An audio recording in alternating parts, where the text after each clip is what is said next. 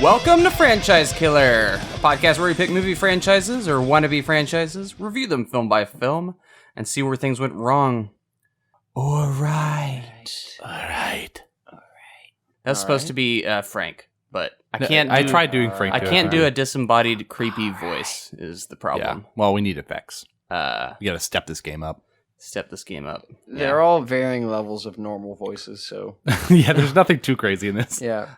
You can try to be a shrill, like, Christian woman. No. Do Donnie's hypnotic voice. We're right.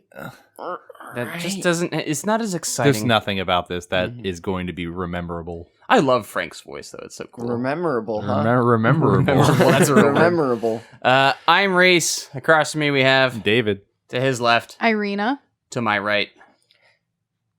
Nice. It was Grandma Death, by the way. Oh, just do Gotcha. silence? How does that work for No, listeners? I saw him. He got up and went to the mailbox. I did. And he came back. Then he went back a second Also time. known as Noah! Thank you. I would have forgot that. I would have powered through. And AJ, what kind of name is that? Like some sort of superhero or something? Oh, yeah, you know it. What makes you think he isn't?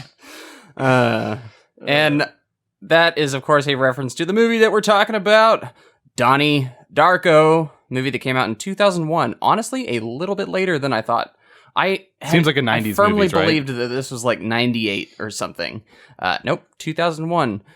So for context, that's like same year as Lord of the Rings, Fellowship of the Ring, because we got to insert that reference every time we talk about a movie. So there you go. The movie is directed by Richard Kelly, who also directed Southland Tales and The Box. Did you say it was directed by R. Kelly? Yeah, that'd be problematic. Especially with Patrick Swayze's role in this. Oh, boy. Yeah. No. Jim Cunningham. Moving on. Anyway, Richard Kelly, this is a director who I feel like that he was kind of swept under the rug after this movie. He directed, as I said, Southland Tales and The Box, both movies that have kind of middling reception and did not make any money.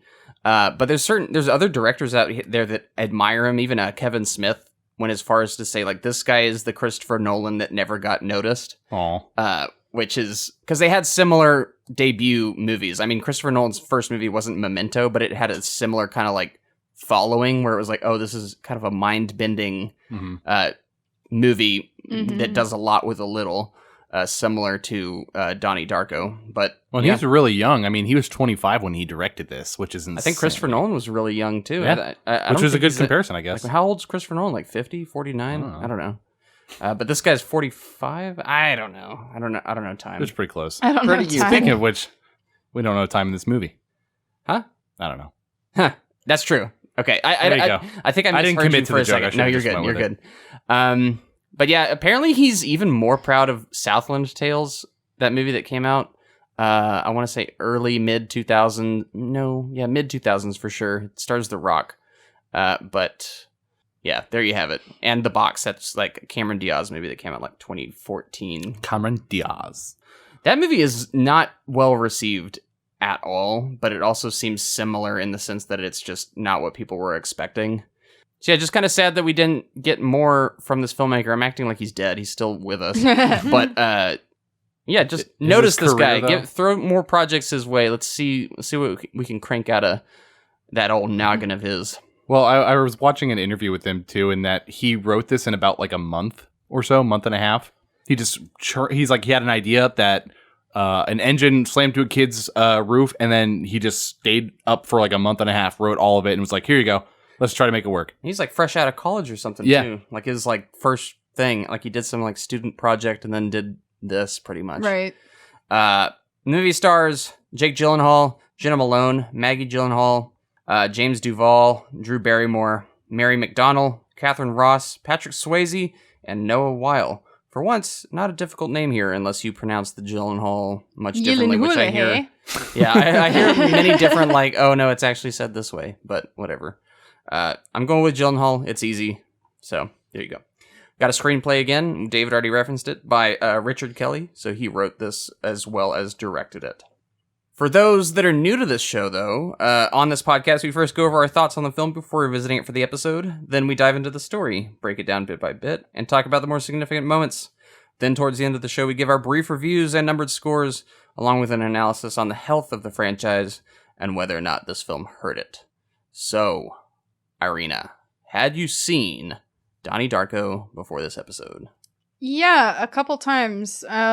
It's a movie that definitely deserves more than one watch, but the time between those watches, at least for me, has to be like 5 years because it's heavy. It's very heavy, very moody, and it leaves you in a certain headspace that you don't really want to revisit over much. For me, I was just like, wow, that was cool. I'll have to think about that.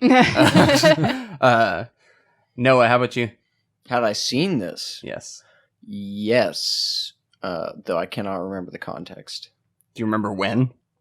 You might have watched it with us, because I watched it for the first time. I guess I'm going now. I watched it at your house for the first time. That might have been the occasion. Yeah. It was a few years back-ish. I A don't number of actually years remember. Mine, the first time I watched it was at y'all's place, probably, it was towards the beginning of our relationship, maybe like 7 or 8 years ago. That could be accurate. However, I would never consider this movie in like the rotation of movies that we would watch. No, but You know? it came on because Katie put it on. Yeah. Oh, Which yeah. no one knows That who makes that is, sense. but friend of ours. AJ, how about you? Had you seen Donnie Darko before this episode? Yeah, I mean, bits and pieces here and there. Actually, probably remember watching it in Spanish class, really.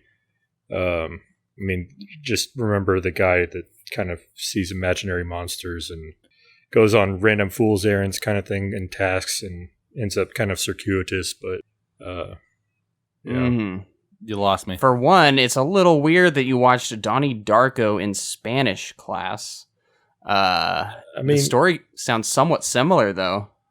Yeah, I mean, he fought the windmills and stuff, and Windmills. yeah, Don Quixote.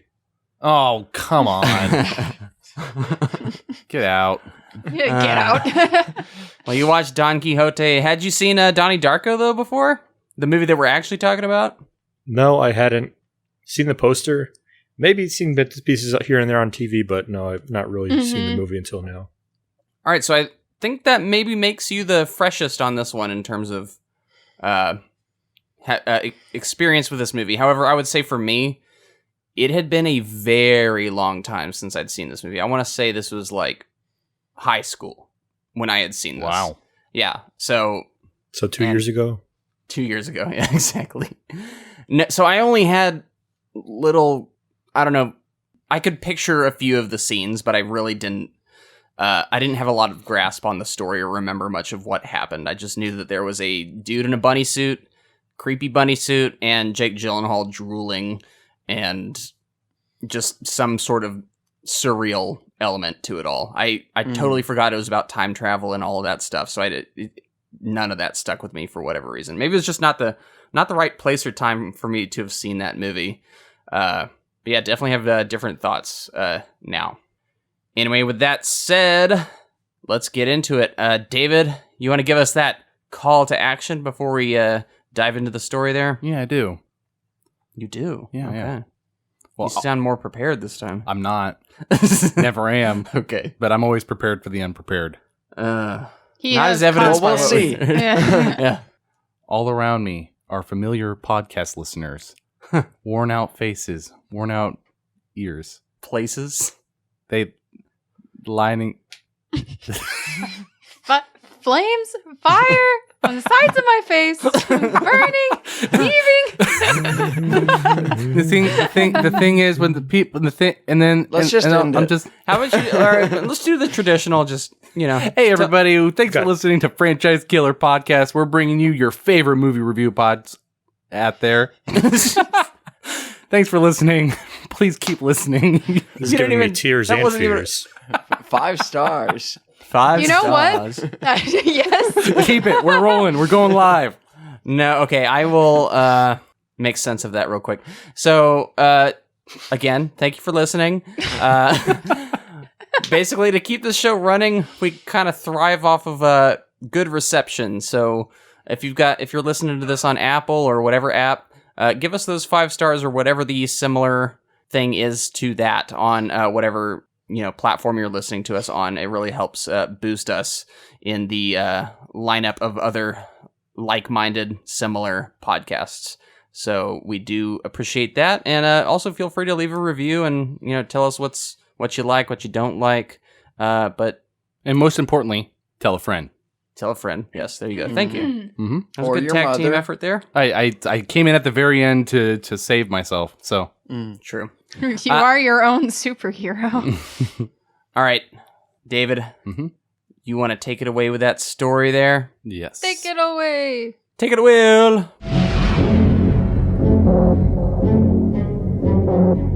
So, why'd you move here? My mom had to get a restraining order against my stepdad.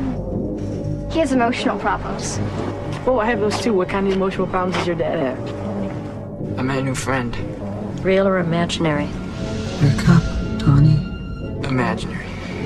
I'm going to tell you a little story today about a young man whose life was completely destroyed by these instruments of fear. I've been seeing stuff. Donnie is experiencing what is commonly called a daylight hallucination. I have to obey him. He saved my life. Have you ever seen a portal? Has he ever told you about his friend Frank, the giant bunny rabbit? The what? Like, every living thing follows along a set path. And if you could see your path or channel, then you could see into the future, right?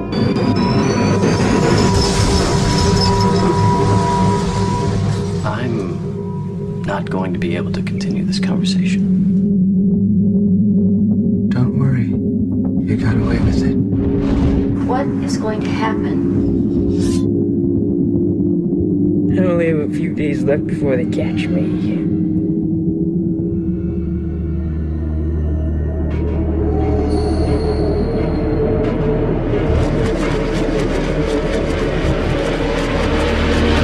When's this gonna stop? You should already know that. So I wanted to start a little different this time, and instead of giving the full wiki plot breakdown, I wanted to give a very general, Wiki, what? brief breakdown of the plot. That way, people who are listening can sort of understand the general concepts, and then when we go into the actual wiki, we can go through a little bit more easily. So, the film follows our protagonist Donnie Darko, a troubled teen who narrowly escapes a bizarre accident that would have killed him. He then has visions of Frank, a mysterious figure in a creepy rabbit costume who informs him that the world will end in just over 28 days. The rest of the film follows Donnie in his day-to-day life filled with love, crime, murder, and in the end, his saving the world. All right, that's pretty brief. All right, and some of the key themes that we're going to be talking about in this include existentialism, determinism, predestination, free will, sacrifice, and of course, time travel. Sweet. This is a movie, like, I gotta hand it to Richard Kelly. Like, this guy was like, if I am going to make a movie, I'm going to put literally every thought I've ever had into it. Into it, yeah. But explain nothing. This is like English teachers, the book. It's Like, funny you say that. You see this right here. This means this, Yes, this, and this, and it's like, exactly. oh, it actually does. Yeah. Well, man, I had a whole little anecdote where I was going to be like, Oh, I'm going to be sorry. your English teacher today, Yeah. walking you through this. There are no wrong answers, only wrong questions. Cool. So, all right. So another thing I want to bring up, though, is I'm going to go over the Wikipedia plot all in one go. And then I wrote another synopsis that kind of want to read out, and as I'm reading it, I want you guys to chime in with So your questions. goal is to make the trajectory of this podcast just as confusing as the movie. My goal was to make it less, but it might not We'll be. see. The We'll thing see. is, Is this I movie was- really I- that confusing? Yes. No, it was. okay. This is what, before you go into that, I think the main story, like the time travel element, is not confusing at all.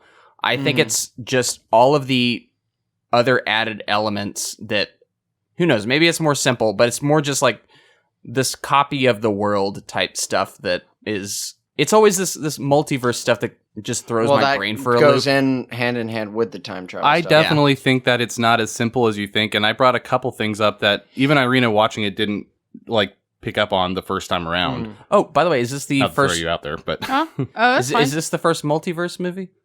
sort of, I guess. There might be others, but I think this is the first. Wait, no, Mortal Kombat. That's realms, Noah. Oh, Big difference. fair enough. All right, David, go for it. All right, we're just gonna do it the way I had it planned. We'll see how it goes. Oh, and I wasn't trying to shade your method, by the way. No, I know. It may not work. It's just I wanted to try something different. Yeah. You know. Yeah. Let's do it. On October 2nd, 1988, troubled teen Donnie Darko sleepwalks outside led by a mysterious voice. Once outside, he meets a figure in a monstrous rabbit costume who introduces himself as Frank and tells Donnie precisely that the world will end in 28 days, 6 hours, 42 minutes, and 12 seconds. Donnie wakes up the next morning on the green of a local golf course and returns home to discover a jet engine has crashed into his bedroom. Over the next several days, Donnie continues to have visions of Frank, and his parents, Eddie and Rose, send him to a psychotherapist, Dr. Thurman. Thurman believes Donnie is detached from reality, and that his visions of Frank are daylight hallucinations, symptomatic of paranoid schizophrenia. Frank asks Donnie if he believes in time travel, who Donnie in turn asks his science teacher, Dr. Kenneth Monatoff. Monatoff gives Donnie The Philosophy of Time Travel, a book written by Roberta Sparrow, a former science teacher at the school who is now a seemingly senile old woman living outside of town. Donnie also starts seeing Gretchen Ross, who has recently moved into town with her mother under a new identity to escape her violent stepfather. Frank begins to influence Donnie's actions through his sleepwalking episodes, including causing him to flood the high school by breaking a water main. Gym teacher Kitty Farmer attributes the act of vandalism to the influence of the short story The Destructors, assigned by dedicated English teacher Karen Pomeroy. Kitty begins teaching attitude lessons taken from local motivational speaker Jim Cunningham, but Donnie rebels against these, leading to friction between Kitty and Rose. Kitty arranges for Cunningham to speak at the school assembly where Donnie insults him, calls him the Antichrist. He later finds Cunningham's wallet and address, and Frank suggests setting his house on fire.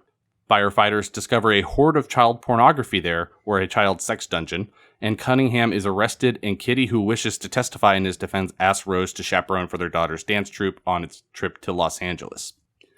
With Rose in Los Angeles and Eddie away for business, Donnie and Elizabeth hold a Halloween party to celebrate Elizabeth's acceptance to Harvard. At the party, Gretchen arrives distraught as her mother has gone missing, and she asks Donnie to make love for the first time.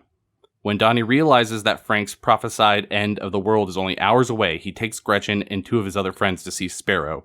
Instead of Sparrow, they find two high school bullies, Seth and Ricky, who are trying to rob Sparrow's home. Donnie, Seth, and Ricky get into a fight in the road in front of her house.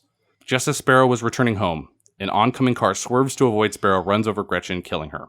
The driver turns out to be Elizabeth's boyfriend, Frank Anderson, wearing the same rabbit costume from Donnie's visions. Donnie shoots Frank in the eye with his gun and walks home carrying Gretchen's body. Donnie returns home as a vortex forms over his house. He borrows one of his parents' cars, loads Gretchen's body into it, and drives into a nearby ridge that overlooks the town. There he watches as the plane carrying Rose and the dance troupe home from Los Angeles gets caught in the vortex wake, which violently rips off one of the engines and sends it back in time. Events of the previous 28 days unwind. Donnie wakes up in his bedroom, recognizes the date is October 2nd, laughs as the jet engine falls into his bedroom, crushing him. Around town, those whose lives Donnie's would have touched wake up from their troubled dreams. Gretchen rides by the Darko home the next morning and learns of Donnie's death. Gretchen and Rose exchange glances as they wave to each other, but cannot remember where they know each other from. So that's the whole wiki for that one. I can say there's a couple things that are slightly incorrect, but we'll cover them. Okay. So before we dive into the plot, Which we did. I have another thing I want to kind of cover that would sort of enlighten the understanding of the time travel, and then it covers the key points in between. So, did you want to do that now, or? Well, if you have something you want to say, you're welcome. No, to go ahead. Yeah. You're welcome. Well, set up what it is, though. Yeah. Okay. So, I've written a little thing out here. We'll see if it makes sense. Is this like a key or something? So I've decided to address the plot points through the lens of how the time travel works in the movie, if that makes sense. So, you may want to do that as we go then, if that's... Well, I wanted to read it out, and then as I'm reading it, it'll cover the points, and I want people to sort of interject. Yeah, this is the interjection. It's slightly different than our normal method. So if you've Objection. listened to our podcast, this is very different. Interjection? Objection, hearsay. All right, go for it then. All right. In this movie, time travel is explained through The Philosophy of Time Travel, a book written by Roberta Sparrow, a character in the movie. In the director's cut, the book explains how time can become unstable and result in a tangent universe that is parallel to the primary universe. The tangent universe can only last a few weeks, or in this case, 28 days, before it becomes unstable and collapses in on itself, forming a black hole that destroys all of existence. Yep. So in the case of the film, a tangent universe is created where there is a glitch in the fourth dimension, causing a duplication of the plane's engine to break off and falls into Donnie's house. Mm-hmm. Yeah. Any questions so far? No. Would you like us to elaborate on that at all, or? I mean, we can. If we can. So this is the first part of the movie where Donnie kind of is awoken by Frank. Frank then pulls him out of the house and avoids his own death. So essentially, if you're confused about what's going on, there ends up being what's a primary universe and then a tangent universe. Mm-hmm. A multiverse. And what we watch is the tangent universe. Well, it starts with the primary and then breaks into the tangent, yeah. Well, yes, but the point I'm making is we watch all of the events that happen in the tangent one, and then, yes, the primary, but that's the bookends of the story. Yeah. So... Yeah. And the tangent is caused by a ripple in the fourth dimension, causing that jet to crash, and then right after that happens, we're in the tangent universe. Yes. So, the philosophy of time travel explains that to stop the tangent universe from collapsing, and thus the world from ending, a person who is chosen at random becomes the living receiver and must guide the artifact that is from the other dimension back to the primary universe. The living receiver in this case is Donnie, and the artifact being the plane engine.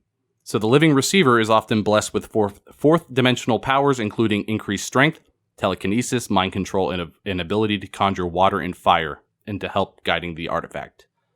That didn't make it into the movie. It actually did. It did. Well, No, the but axe like the axe in the statue, the catching fire to the guy's place, and then the thing coming out of water his main Okay. breaking. So what yes. Noah means though is But- it's not directly explained at any point. No, it never is. There's You're no right. Yes, reference. that That's is what I'm correct. saying. It's something you have to actually do your own digging into Yeah. to figure out. Yeah, Sorry, go go ahead. Go ahead.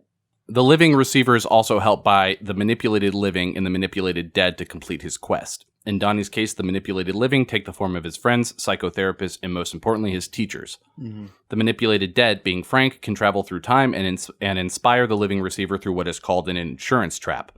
The insurance trap basically pushes Donnie to do certain things that inevitably lead him to complete his mission. Frank's insurance trap for Donnie consists of flooding the school and burning down the pedophile's house. So these lead Donnie down a path that basically lead to the death of Gretchen and Donnie shooting Frank from the tangent universe. Because of this, Donnie has lost the person he has loved and is now a murderer, and he has no reason to stay in his timeline and makes the decision to fulfill his destiny and save the world. So moving forward, Donnie uses his telekinesis to break the engine. I don't know why, but when you describe like how he's being manipulated into this, I keep thinking Harry Potter. In what way?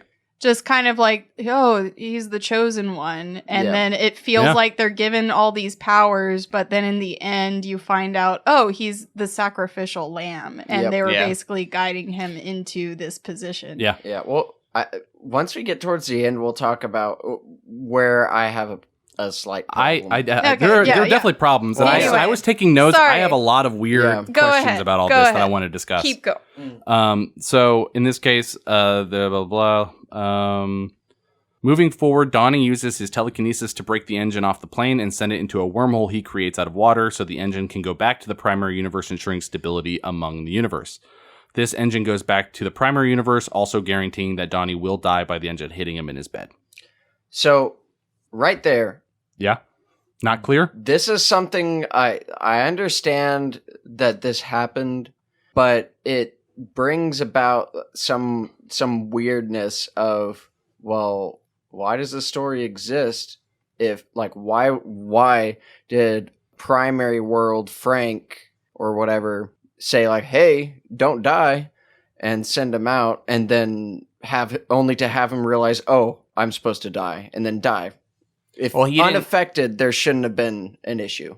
Well, he didn't cause the glitch. The glitch just happened. Yeah, the glitch was on its own. Yeah, so he was selected as the one to fix the glitch. Okay. And then because in the end of the time traveling portion, because Donnie kills Frank, Frank is capable of going back through time to inform him to get out of the house. Yeah, it Okay. gets wonky. Yeah. Yeah. Wow. So that was a lot. Yeah. I just wanted to explain Yeah. the time traveling Yeah. portion because it took me a while to understand it. I was like, if people are going to listen to this and have not seen it, maybe understanding the time travel portion was Yeah, no, important. good call. Definitely helps. And I actually listened to another podcast that they tried to do the synopsis and explain everything. Yeah. Yeah, lots of stuff. And I do want to kind of see where we're at on who watched the director's cut, who watched the original or the original cut. I think we watched the Theatrical. original cut. I thought we did, but then I was watching a video kind of explaining some of the differences, and I was like, this looks like all the same stuff we watched. Maybe we watched. So I watched one the OG. distinguisher, the director's cut actually has the chapter delineations showing chapter 1, chapter 2, and it shows like passages from the book in between them. Yep. So if you saw that, you saw the director's cut. We did not then. Yeah, we saw the other one then. And I will say, I saw the director's cut, and apparently it makes more sense than the original cut. That would make sense then. I didn't watch the director's cut, but there is one thing that I did see, and it was about how the therapist or psychologist, whatever it was, Yeah. Told him his pills were placebos. yeah, told him his pills were placebos. So, Which is a very big, Essentially important thing to understanding his character. and then there's a lot of weirdness in like they're water pills, and water's a factor in this thing apparently. Mm-hmm. Yeah. So there's a lot. All right, so going into this movie, I guess let's get into like the actual film itself and not the plot gymnastics. I mean, we're going to do that throughout this as well. But now that we have that groundwork laid, let's go into like maybe the director and the cast. What do you think of Jake Gyllenhaal in one of his earliest roles, along with Maggie Gyllenhaal, which I think this was her first role, which is weird because she's older than him. So I think he was in October Sky before this, Mm-hmm. and she was more nervous to be joining this production because I don't know, for whatever reason, she kept trying to convince the director, like, hey, I don't know if I'm good enough for this. So, Da-da-da-da. which is funny because Yeah. Jake Gyllenhaal influenced her getting on it. Apparently, he kept advocating to get That's her cool. on this, and he's like, I don't know, man. He's like, she doesn't seem very keen. He's like, no, trust me. Yeah. So, But she might be somewhat of a perfectionist almost, and afraid she wouldn't do it justice, I guess, because he keeps referring to her, like when Jake Gyllenhaal talks about his sister, he constantly talks about how impressed with her she is and how on it, as an actress she is. Like she Well, he puts a was lot of inspired dedication by her, into too. her work. So How about Jake Gyllenhaal, y'all? Did you think this was a good performance? Do you think he carries yeah. this movie? Yeah, he does a good job. I like his performance because it's very, I think when you're surrounded by a bunch of actors whose acting is a little stilted, and it feels like it's purposefully that way, but at the beginning you can't really tell. His performance is kind of more genuine in my mind, or at least he fits that role very well. Mm-hmm. So it's nice to kind of anchor yourself in his position, at least, while the rest of the world feels a little detached and, surreal. Yeah. I actually love that most of these performances, save for his, are just slightly off. Yeah. I think it adds to the dreamlike quality of the movie, and it makes you, I don't know, just like question, okay, is this the real one, or is this the tangent, or vice versa? There's always even in the tangent universe, I feel like there's I don't know, it just feels surreal, I guess. Like, Yeah. I don't know about you guys, but the first time I watched this, I did not pick up on in the beginning that there was a tangent and primary universe. well, that's the No, twist. That's yeah. the twist at the end. So when you're watching it, it's like it's all the normal universe, I would have assumed. No, the thing is, you think it's this thing. You think it's going to be a disaster movie or leading up to a disaster where Supernatural. But it kind of deflect. That's just a what's the word? Red herring. Yeah, there you go. Thank you. Just to what the movie actually is, which really cool structure in my opinion. In fact, if you're not really, really paying attention, you'll think, oh, it is just time travel. So, he just went back in time. That's it. But it's Which the weird thing not is, exactly. time travel is very important to this movie, but not key to understanding the greater themes and concepts that the director is trying to get across. Irina, you picked this movie. What did you think about the early events here at the start, and kind of where's your head at with this one?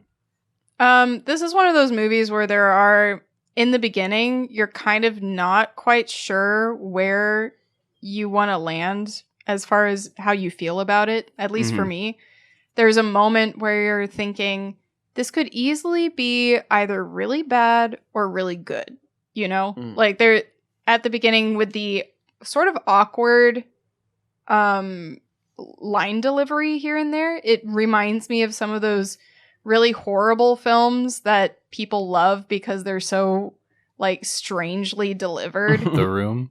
Yeah, and I wouldn't say this is I would like say it's The closer Room. to like a Twilight. Yeah, it's kind of like that, but I would say the moment that really changes it is when you do see Frank, or once you start getting into kind of the absurdity of what's going on, it starts to make sense. Yeah. Like as a mood or the tone of the film, it all starts to make sense. Mm-hmm. So from the very beginning, I think you have to sit a little bit with it before you get to that part. You're not immediately convinced, at least in my mind. Hey, AJ, how about you as a newcomer to this movie? Are you hooked at the beginning here with the whole presentation of Frank and how Jake Gyllenhaal's character has dodged the bullet essentially in this kind of falling jet engine? I mean, I guess what are your thoughts in the early goings on? Yeah, I mean, I'm on board. It's the kind of late 80s aesthetic of it is, you know, it kind of lulls you into a sense of security, I guess. But it kind of gives you this comfort zone before it kind of has its own detours. Yeah. Yeah. And this movie is supposed to take place in 1989? 88. 88. Yeah. It's so funny. 88, It's like 89, yeah. It's like a very recent period piece. Yep. Like Yeah, you don't normally isn't see it ones that weird? are like, I want this movie to take place 10 years before we made it. Yep. Very specific. I think it's just so they can plug in those like Tears for 80s Fears moments, those nice little needle drops that we get here and there. By the way, love the soundtrack. I think there's 3 or 4 licensed songs here. Most of which are Tears for Fears song. Yeah, but it works. It's like I think British it just pop, works. punk, new wave kind of vibe. Yeah. So let's talk about Frank, the first appearance of Frank. Oh, so good. This is the scene that has to work, I think. It's kind of the selling point of the movie. It's the main iconography of the movie. It's what it's sold on. Like all the posters have Frank's rabbit face. Yeah. Yep. And a little anecdote about Frank. A lot of people ask the director like where that came from, and he says it's really hard to explain because having been so long ago, he said it could have come to me in a dream or just because he loves Watership Down. But he would basically sketch this rabbit. Like ever since the first iterations of the script, Frank was always a big rabbit. And he sort of sketched out this idea where he knew it had to be kind of twisted and it needed to catch the viewer off guard and make them uneasy. And once the design for it came to fruition and the first scene where Frank was on set came out, he said he knew that at that moment he was either going to live or die on this rabbit. Nice. You know? Yeah. So, Dude, that is crazy. yeah, so it's just a lot of pressure. and it ended up being like a big mascot for the film. Like everyone that underlying sees the themes, yeah. rabbit knows exactly what movie that's from. Donnie Darko. Yeah, I'm surprised we don't get more Halloween costumes of people wearing I that. bet you they I'm did sure back there in the have day. been. Yeah, had to. Well, and rabbits become a theme in the movie itself. So, like, apparently there are subtle references. There's, like, stuffed rabbits in the background. They actually read Watership Down in his classroom. That lady's like, we're all rabbits. Exactly. He kind of threads that in there. And in Watership Down, there's a rabbit in Watership Down that has premonition It's powers. that cartoon, right? Well, Or that movie. The movie, which is a cartoon, was based off of a book. Yeah. Animated movie, I should say cartoons. Yeah, that's fine. But apparently there's a character, a rabbit, that has premonition powers and can see death, which is very similar to Donnie and some of the issues he has with Frank. Makes sense. Yeah, I really like this scene, though. It's I love the voice of Frank, and I just think it's perfectly staged. He's out there, and just the way he speaks to him and tells him about the end of the world coming. It's just really cool. So my question is, at this point, I know it's the night before apparently the jet engine strikes him, but at this point, do you think it's already happened?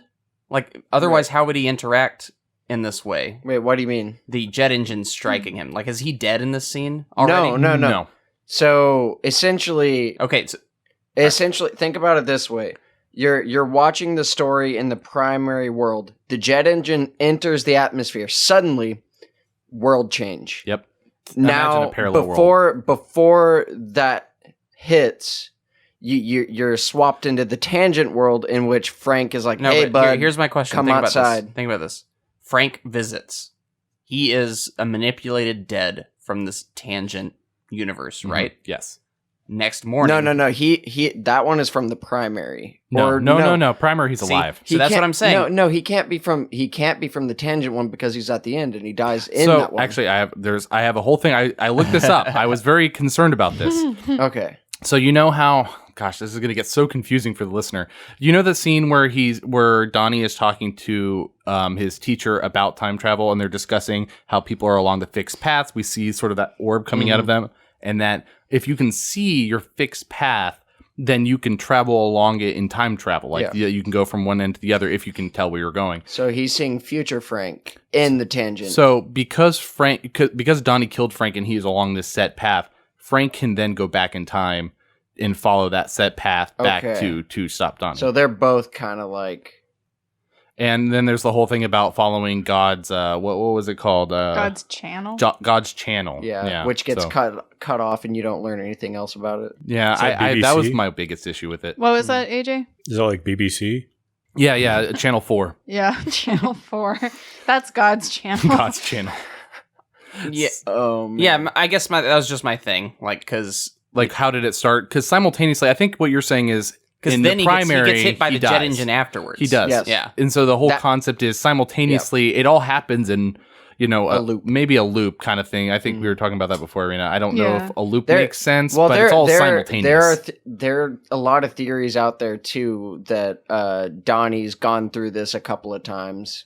So, yeah, I've heard that one. I don't think so. I don't either, but there are theories out there. Yeah, I mean, I there's think a lot of theories. I think it's more likely that there's a lot of any glitch just gets randomly assigned to another person. It does. And who knows how many glitches there have been? Yes. Well, and the whole thing is Roberta Sparrow, who wrote the book on the philosophy of time travel, who's in this, who's also Grandma Death. Yeah. That she was also a gosh, I'd have to look at my note. What was the word for whatever Donnie is? The Nephilim, fallen angel. No, yeah, that's exactly it. Give me a second. It's the living receiver. So she was also a living receiver, and that's how she learned about this, and she wrote it into a book. And that's where she kind of lost her mind but in her realm, she didn't die. It's not a requirement that you have to die as a living receiver. Donnie's just happened to be a circumstance where it happened. But she is also Drew Barrymore's character. What? Is she? I don't know. I'm like my eyes are like. What's the thing is, this movie is so out there that I would believe you if you had a good explanation for it. Yeah, I could imagine there being a theory where that was the case. Okay, so we are firmly in the tangent universe. The jet engine strikes the house. Donnie Darko kind of wakes up in the golf course and walks back, and they're like, "Oh, good thing you were sleepwalking. Hit your door or hit your room." Yep.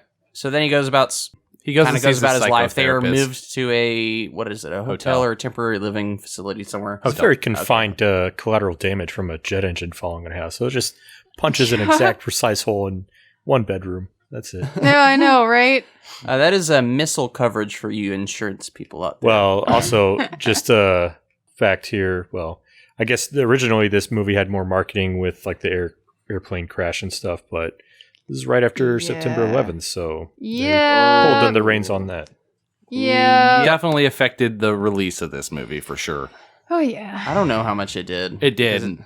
Yeah, for sure. Like I remember watching a thing where they were talking about how they had to sort of figure out how they were going to release this because they almost canceled it.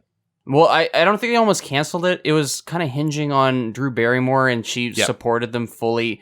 It was between this happening or it being a direct-to-DVD thing that was just much lower in quality. Can you explain why it was hinging on Drew Barrymore?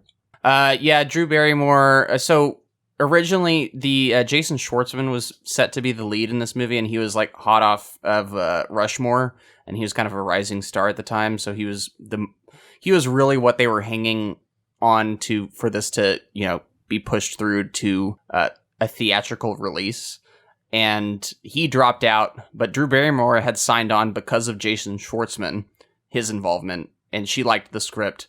So when he left, I think she grew attached to the production and was like, kind of went to Richard Kelly and was like, hey, don't worry, man, chin up. We're going to make this thing happen. And then her production company stepped in. Yeah, right? and she helped produce it as well. So and bankroll it, yeah. I heard that Vince Vaughn was also one of the biggest, like after Schwartzman, they were going to go to Vince Vaughn. And Vince Vaughn, who was like 32 at the time, read the script and was like, I think I'm too old for this. Yeah, I would probably say the same. Sam Raimi, also fun fact, of Evil Dead and Spider-Man fame, they wanted to use that Evil Dead footage for that theater scene there. Yeah. Mm-hmm. He approved it because I think he kind of sympathized with Richard Kelly and kind of saw, I'm making this up, but I have to imagine he saw a little bit of him in Richard Kelly, whereas he like had to put together the Evil Dead with basically low budget. It was like a desperate, like you got to just really figure it out. Yeah. And similar to how this came together. Actually, pretty decent budget for a first film, like $4.5 million. Not a lot for the huge ambitions of this movie, but decent nonetheless. I would say for the CGI that they do in this, which is relatively effective. It's minimal, but it's like, I would say it's on the level of like T2. Like oh no, it's not T2 level. Not that good. No, like it's The just morphing. it's like a water effect. Yeah. It's similar to the liquid metal. I would say it's very effective, especially for the budget and the director who has never done anything like this. Not bad. Well, no, the thing about it too is that this movie has such a mood that it could be the worst thing ever, and it would work because the mood is for it to be trippy, weird, and I don't understand what's happening here. I would say egregious kind of bad CGI might ruin it a little bit, Well, but they use it sparingly because they have to. You can make an argument that this technically would be considered egregious nowadays. Yeah, but I agree with Noah actually because of the very weird circumstance of how it's used. It kind of works still. Like even nowadays, I would say it kind of works. Yeah, it doesn't bother me. But let's get to Donnie Darko's school life and his psychiatrist stuff and all that. What do we think about the mid portion of this movie where he's really trying to figure things out and questioning things, I guess, and I don't know, in a way coming into his own in a sense because of these. I think a big thing to touch on next is the psychotherapist, because that's kind of one of the big things that affects the rest of the movie. Yeah, go for it. Well, and so he sees his psychotherapist, kind of tells her about Frank. She asks if it's a hallucination or a real person. He's like, yeah, not real. And she's like, okay, well, let's figure that out. And she jots her own notes down. Turns out she thinks he has schizophrenia, which who wouldn't? So he's seeing things, he's hearing things, he's acting a little wonky. So I really just like summed up schizophrenia in the worst possible way. But so who wouldn't? Yeah. So she tells the parents that, and then that kind of leads to him having to take pills, which, I mean, the rest of the movie, I think it lays a seed that you're wondering the whole time, like, is he hallucinating? Is he schizophrenic? Or is this real? Yeah.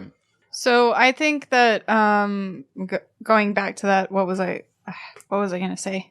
Oh, about whether he's schizophrenic or not. Like, I think there is that. It's the fun thing about this movie is you can watch it from different perspectives, and it's still okay to watch it that way. What bothers me is when people decide it's only one explanation.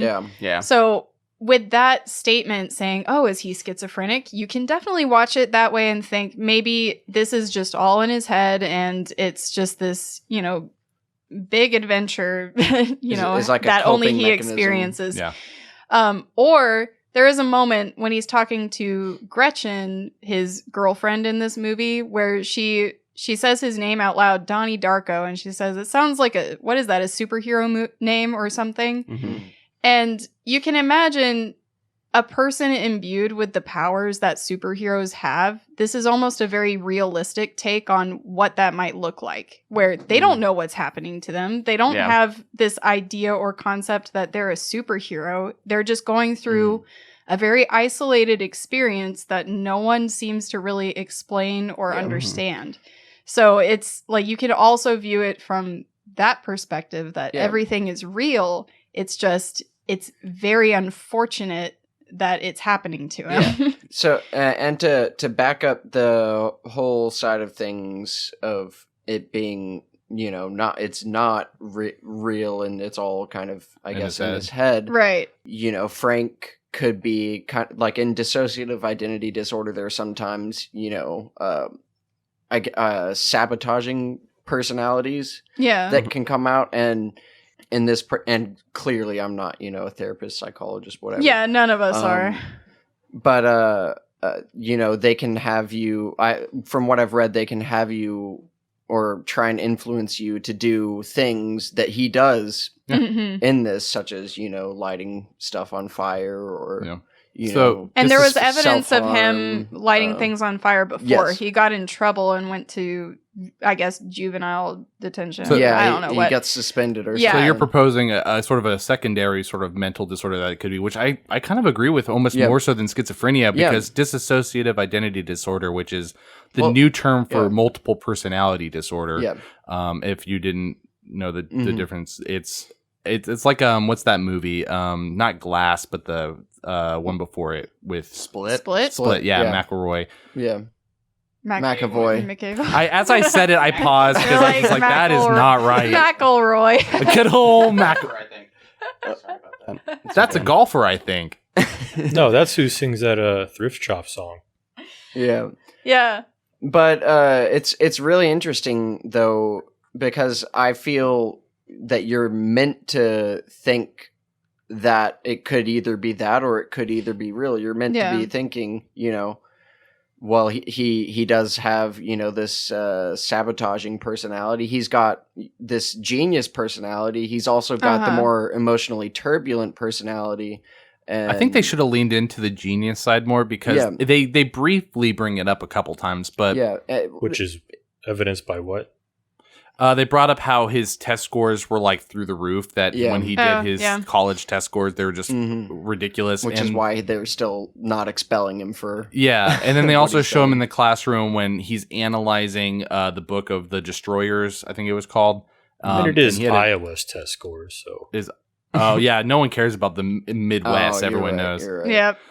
But yeah, so, and when he breaks down sort of his analysis of the Destroyers and why they did what they did, it's kind of left people thinking like, wow, this guy's thinking about this way more deeply than we are. And then there's just little hints of like him talking about the Smurfs, him talking to his psychiatrist. I just think that there's a lot of little hints of him being a lot more intelligent than we're led to believe in the beginning. But at times also not very intelligent.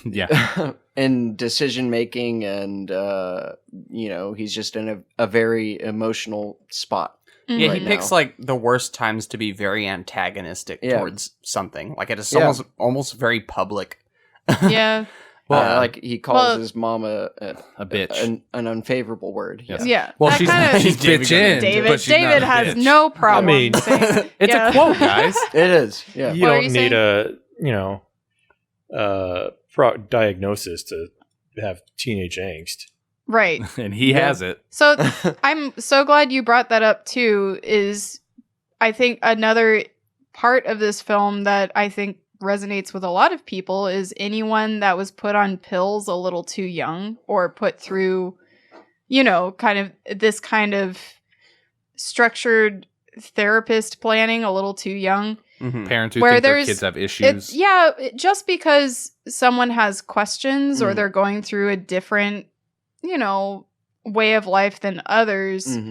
I do think therapy is helpful, but sometimes if you are approached by a kid or a young person with things you think are demented thoughts, it's just them trying to be honest and open. But if you deflect it and defer them to a professional because they need help, it could be more isolating than helpful. So I think that it's going through that stage of life. Like, he was probably blooming into this self-awareness earlier than his peers, maybe. but it's not unheard of for kids to act out during that time. It's not that there's necessarily anything wrong with them. That's just what it's like coming into Hormones. this sense of awareness, you know? Yeah. So I think That that's said, it was something. probably extrapolated a little bit by seeing a demon bunny. Oh yeah, Yeah. exactly. But there's that other layer of, is this supernatural? Yeah. Is this Yeah, his you're right. head? Well, and but there's I don't know. Anyway, go ahead. A lot of the times when it shows him seeing Frank, right before he sees Frank, a lot of the time he's taking his pills. Yeah. So when I was watching it, I was like, okay, that's like the exact opposite. You think, pills for helping you mentally Yeah. would make you not see it. But then that's when he, Yeah. right afterwards, sees him. What if that opens him up to seeing him? So, no, we were going the same direction. Yeah. You go ahead and take it. There's this whole. We've spoken about it a little bit, and there's like the fire, the water, the whatever. There are a bunch of theories around, and they said that because these are, placebo pills and they're water pills, it kind of opens. You have him to up. see that from the director's cut. I was about to say, I don't remember that part. Yeah, Yeah. director's cut. Yeah, it's director's cut. Which I didn't see. I didn't so. see it either. I just watched a couple Same. videos.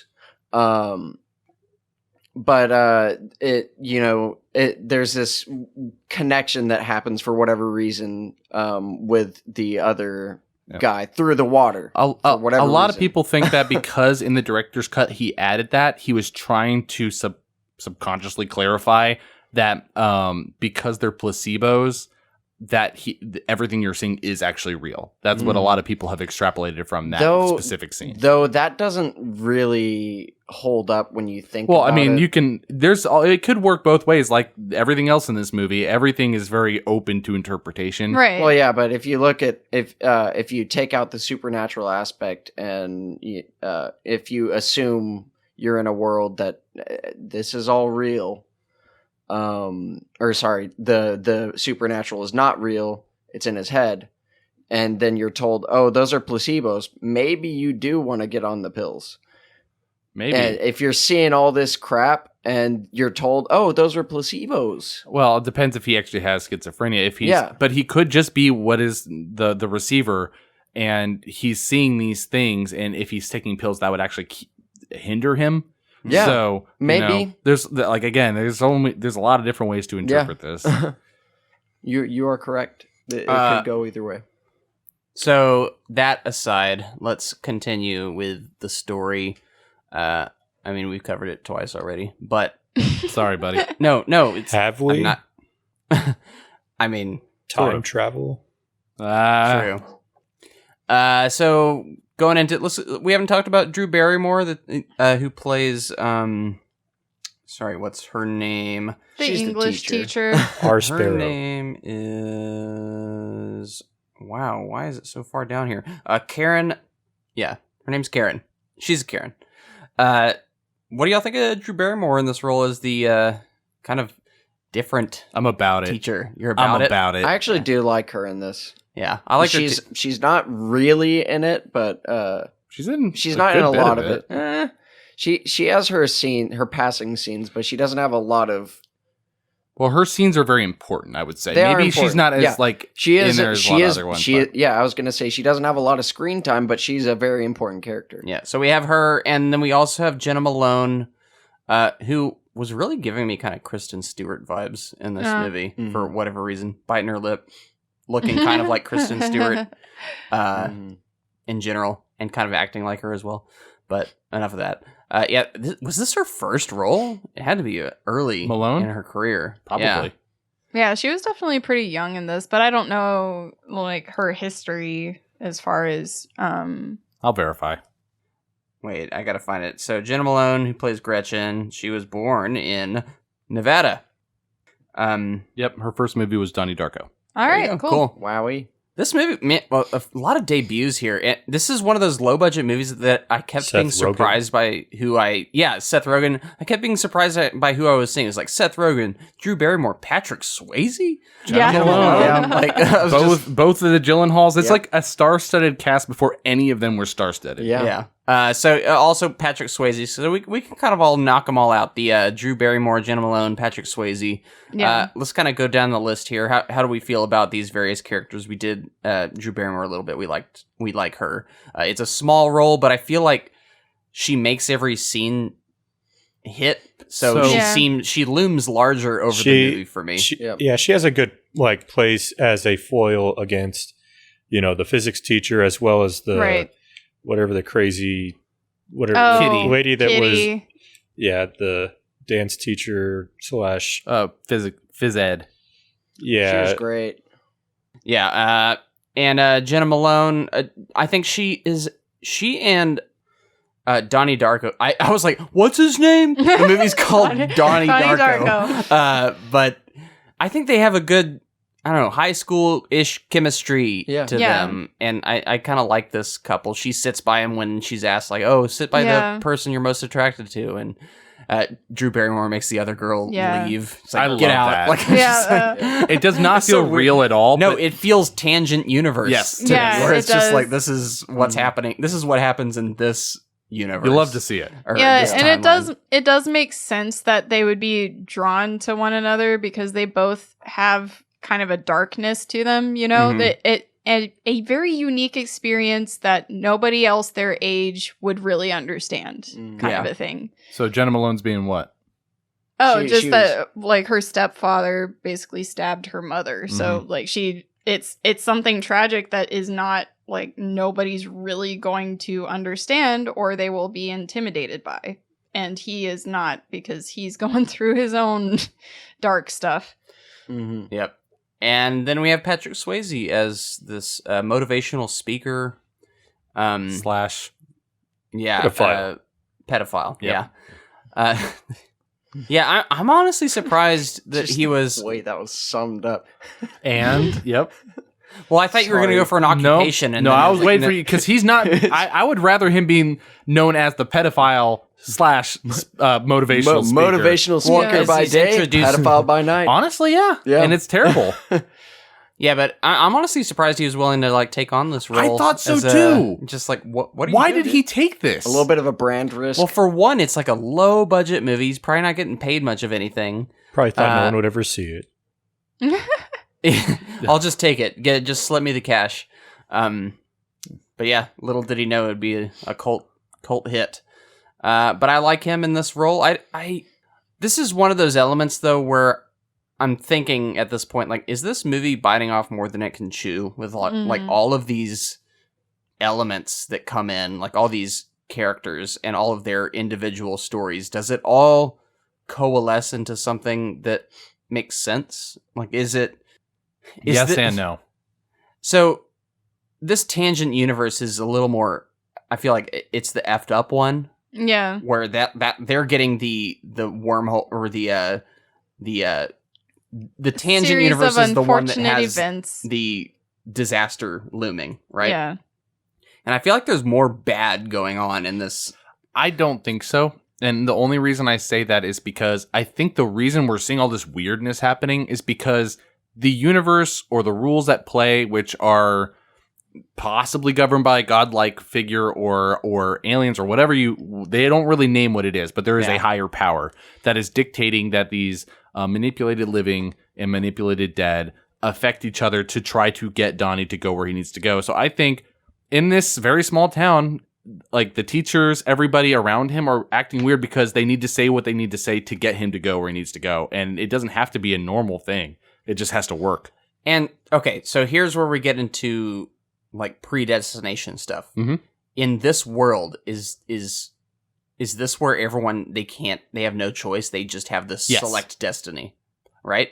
Well, the people who are involved with talking to Donnie, yes, everything they're saying, in theory, I mean, obviously there's a lot of ways to interpret this movie, but based on the time travel thing about the manipulated living, yes, everything they're saying to Donnie has to affect him in some way to get him where he needs to go. So they do not have free will in that moment, or at the very least, so they're tangent universe, acting within a tangent universe, no free will, primary universe, free will. See, there's so much in this movie that I'm like, I'm even confusing myself. My brain is spaghetti right now. But you also you have to take that with a grain of salt too. That might not be the case.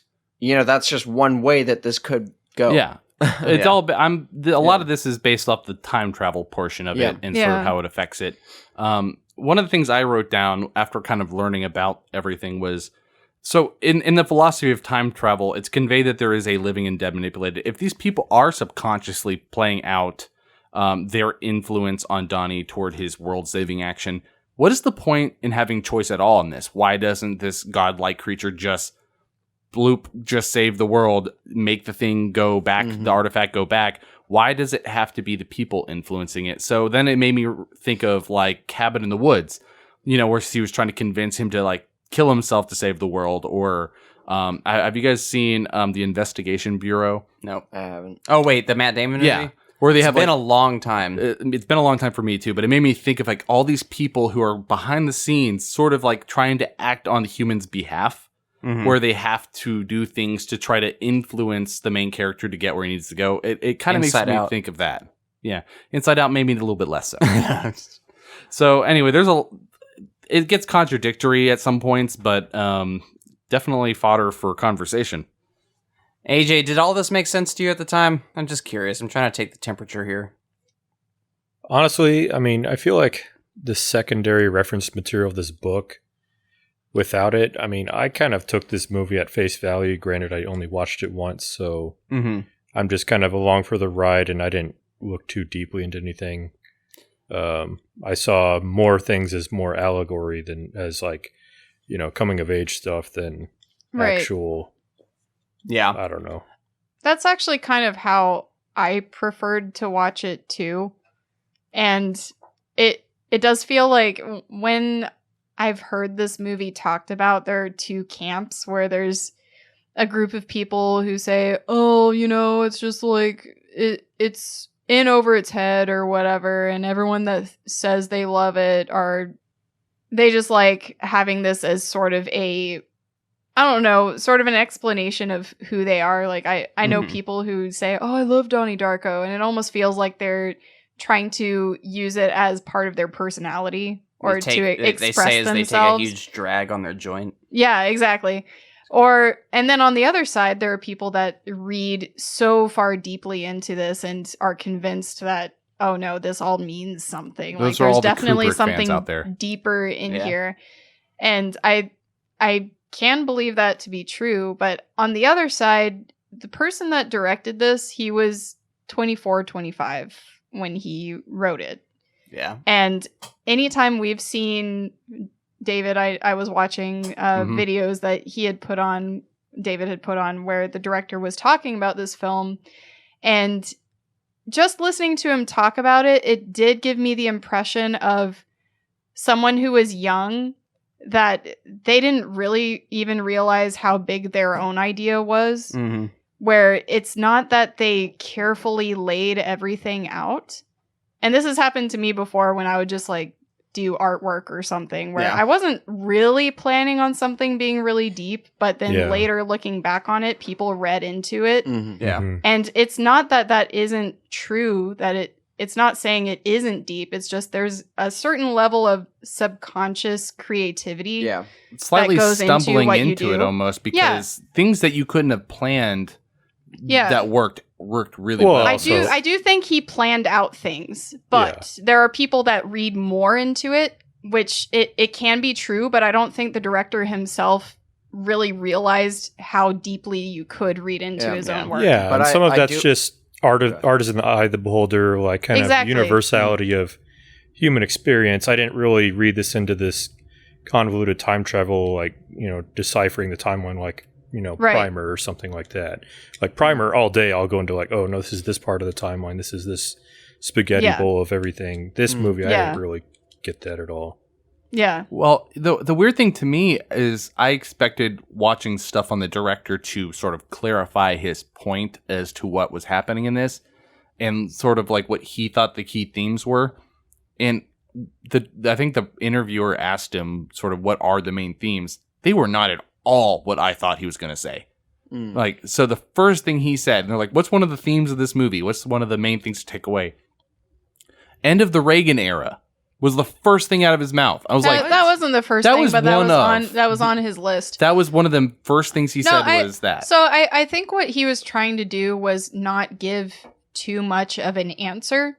I think he was trying to name off just issues But none movie of the brings up. issues he brought up were ones that I took away from it. At least didn't seem very obvious. I would take that more as a tonal setting, context versus a theme. Right. Could be. He also brought up coming of age, becoming a man, stuff like that, where you're like, yeah, I guess so, but not one of the things I really absorbed from watching this. Vitamin K overdoses. I'm kind of in limbo between the two camps of like the people like David. So is Donnie.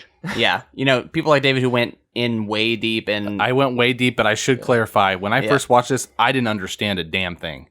And AJ who watched it on surface value. The way I'm watching it is I'm seeing all these things and the plot makes sense, and I'm just one of those ones who's like, oh, I want to see what's the deeper meaning here. And then once I started to dip my toes into that, I was like, okay,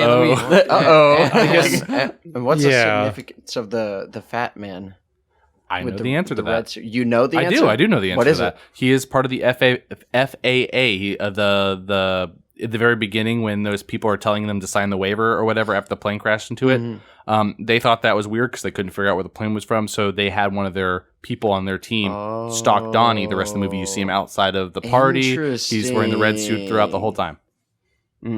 I didn't know that. There you go. Cool. Okay, so let's talk about the rest of this movie. It's so easy to go off on these tangents. I know, spin out into nowhere. Tangents, you know what I mean? Tangent universe. So we continue on with the romance of Jenna. Sorry, not Jenna Malone. You know what I mean? Gretchen. Gretchen and Donnie. We also have Donnie kind of acting out, being told by Frank to, hey, go burn the pedophile's house. Go flood the school. Go do these things. Can any of y'all provide some clarity as to why Frank was telling him to do these things? It's part of them guiding him to this ultimate conclusion, but why? Like, how? It's a part of what I described as the insurance trap. The insurance trap is a part of that philosophy of time travel that the manipulated dead is trying to make him do very specific things that are going to guarantee a timeline where he does what he's supposed to do to save the world. Okay. So essentially, those all resulted in Gretchen's death, which made him realize he had to self-sacrifice. Yeah, well, I get that. I just didn't realize. I didn't see how those resulted in that. Here, let me break it down. Break it down, Noah. So you have the water event, right? Mm-hmm. He breaks What's the bed? hose. The water main. Yeah, and the school is flooded. Because of that, he meets Gretchen, who he forms a relationship with, right? Mm-hmm. Now they start going out, doing their thing, whatever. They're going on a date. Now the fire thing happens. Where he goes and lights Jim Cunningham's lights house on fire. the fire at that guy's house. The pedophile thing happens, and because of that, his teacher that would normally be taking the song group has to be subbed out for his mom, and they go away, and which leaves the house untended, allowing a party. To the party happening, and him making the choice for, going off and doing the thing with Gretchen, and then leaving yep, you nailed with it, her. Dude. Nailed it. And that leads to her death at as a collateral. It's with the lady standing in the middle of the road being the little cherry on top. So let's talk about the whole old lady real quick too, because that's a grandma death. Yeah, grandma death. That's something I still don't quite understand. Which part? All of it. She was originally. They don't say this at all in this, but apparently she was Apparently, she was one of the original people, kind of like Donnie is. She was chosen to sort of save the world. So she took and wrote that book on time travel. I knew that. Yeah. So the whole point of her being there, I think, is to, one, influence Donnie through that book, but also when she whispers in his ear, she tells him at one point, the only thing, we don't even hear her, but we learn that she says that every person dies alone. And so She's one of the Gretchen. she might be. One of the things is that Donnie is struggling with in this whole movie is coming to terms with his own death. Is it predetermined? Does he get to choose? And if he dies, he doesn't want to die alone, and it's bothering him the whole time. Yeah. And he, when he's in his psychotherapist, he talks about that, how it bothers him. He doesn't want to die alone. When she says that, that apparently is a part of the manipulated living to coerce him into being more okay with coming to terms with his own death at the end. So when he makes his final decision, it's easier for him. Yeah. So she's aware of things going on. Gretchen. So they said that she changes. Like at first she was aware, and then at one point she became what she is, this almost catatonic state of, because she's constantly checking her mailbox because I guess she's anticipating the letter in the future. Yeah. So you could theorize about this, that she might be stuck in her own little tangent thing, and that is what she's being manipulated to do. Yeah. To stay there, to cause the there's nothing else she can do to stay alive other than doing that just to tell Donnie. To tell Donnie the thing, and also to get that, like, for her to be specifically there when the car has to avoid her. Yeah. So there is that I could totally believe that. Guys, this movie's so cool. Look, I'm saying, like, none of this might not all make sense at all. This could be bullshit. Yeah, it might not, but like I want to believe that it makes sense. But you can make it make sense. Another character, what's with the shut up girl with the earmuffs? Oh, I have a whole thing on that too. David, I'm ready, dude. I did too much research instead of working today. Hopefully none of your coworkers. We're not going to talk about it. Listen to the podcast. Hey, Sarah. Hey. But yeah, as far as that character goes, I can't remember what her name was. Ling Ling. No, it's not Ling Ling. That is the thing that Donnie reads for his assignment. No. But anyway, I should look it up just so people know what I'm talking about. I have the cast open. Is it Jolene Purdy? It is, yes, Charita Chen. So Chen is arguably supposed to represent a sort of innocence in this movie that Donnie can relate to, empathize with. Like the angel outfit. Yeah. And all that. Well, there's a whole breakdown too where people say there is a big Christ reference in this. So Donnie representing Christ. But like a negative sort of. I wouldn't say negative. Well, he's a Christ-like figure, but he's a much more chaotic, less, pure. Yes. And she's more pure than him. I think the Christ-like thing is just the self-sacrifice. Self-sacrifice. He has to kill himself for the greater good. Him having to understand that he has to have something to sacrifice for. Yeah. His girlfriend being one of those, and then the other one being Chen. Sort of him realizing there's a kindred spirit that he sees in her in the movie. You see him take her earmuffs and he grabs her by the head and tells her things are going to get better. She's bullied the entire movie, which is really sad to watch. Yep. But when he tells her that, she runs off. She's kind of in love with him, but he takes her earmuffs and kind of puts it on himself, sort of representing he's taking her burdens and sort of feeling it within himself and moves on with it. And he wants to save the world. That's one of the influencing factors. So, yeah, pretty interesting. All right. I didn't verbalize that perfectly, but that's one of the things. If someone is confused and wants to know, they can look it up. And they're gonna have to do a lot because there's a lot. Yep. All right. Since we're going a little long, let's get towards the conclusion of this movie here. So we do end up. All of these events lead into Gretchen being killed by the car. Frank. And out steps Frank. He's wearing his outfit. We learn that Frank is the one who's been speaking. He was a real guy, and he is the one who's been reaching out to Donnie Darko this whole time, trying to guide him as a manipulated dead, as we call it. In a way, he is both. I didn't think about it till now, but he is both a manipulated living and dead, because in the beginning, he's manipulated living. And he's alive in the but he tangent forces as well. Donnie's hand to kill him to become the manipulated. So what's with the mirror thing with him reaching through the mirror, stabbing through the mirror? I know what you're talking about. The bathroom scene, yeah. basically. I don't know.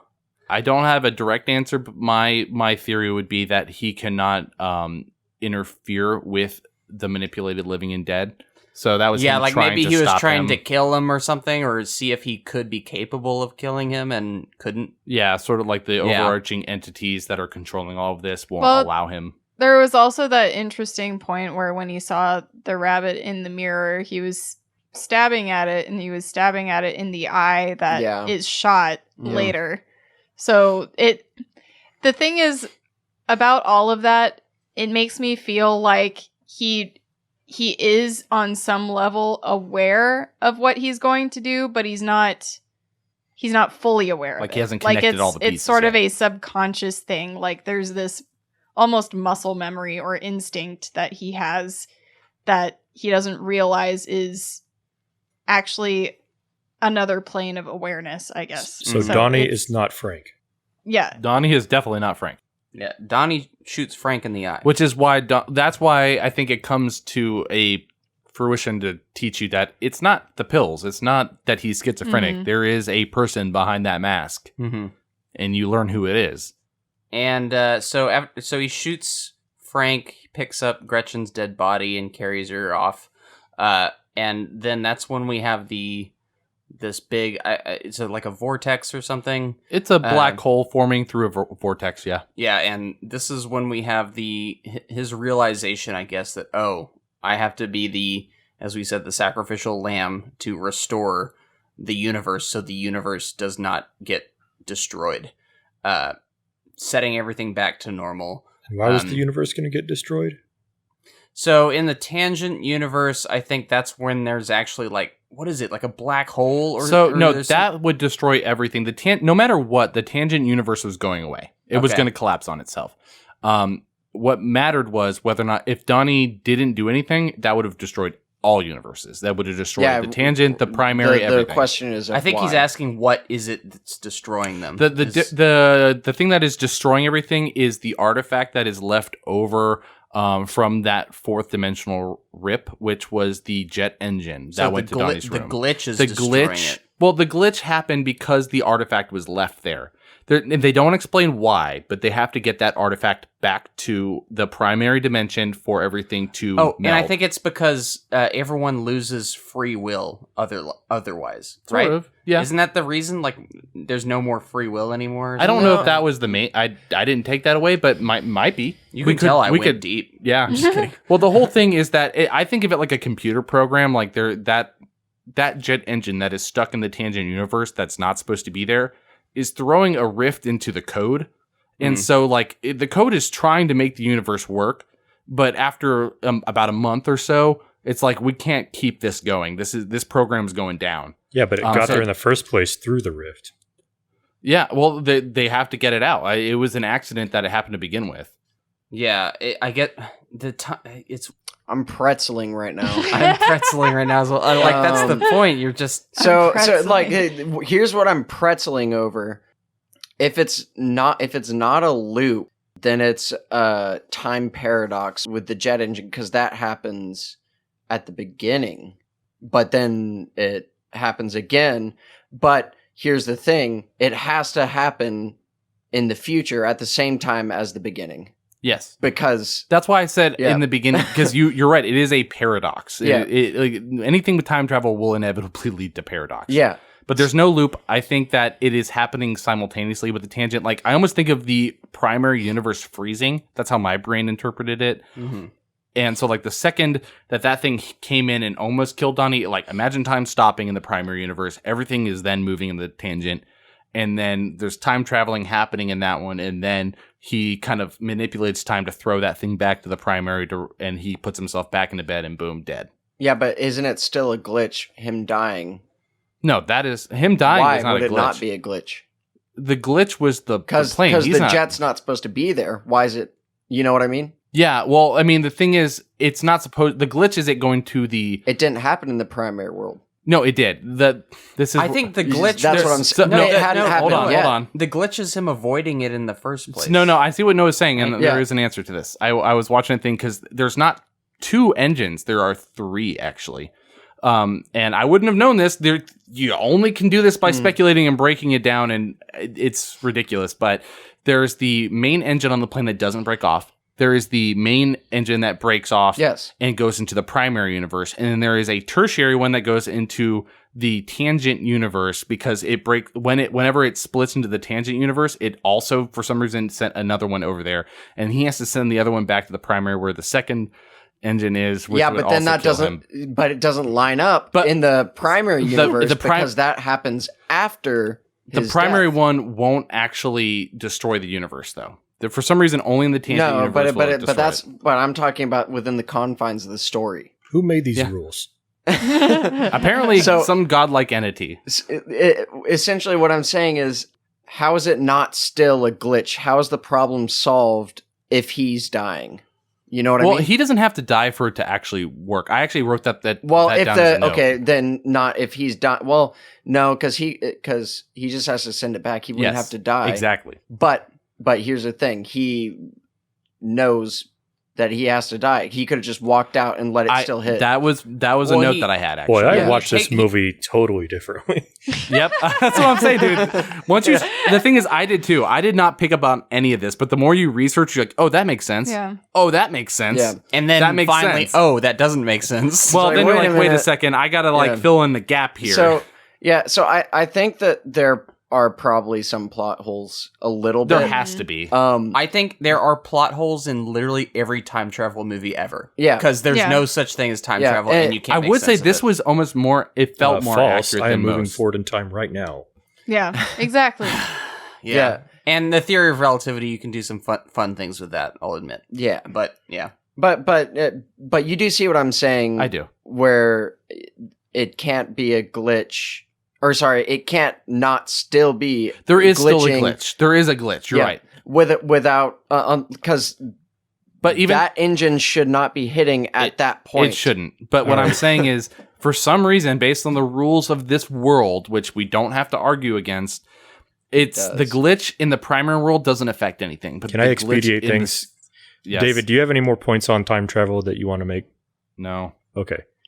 I think the audience has gotten the point that there's some time Yeah. travel. Well, in it this seemed movie. more like now just a conversation between Noah and I. Sorry. Yeah.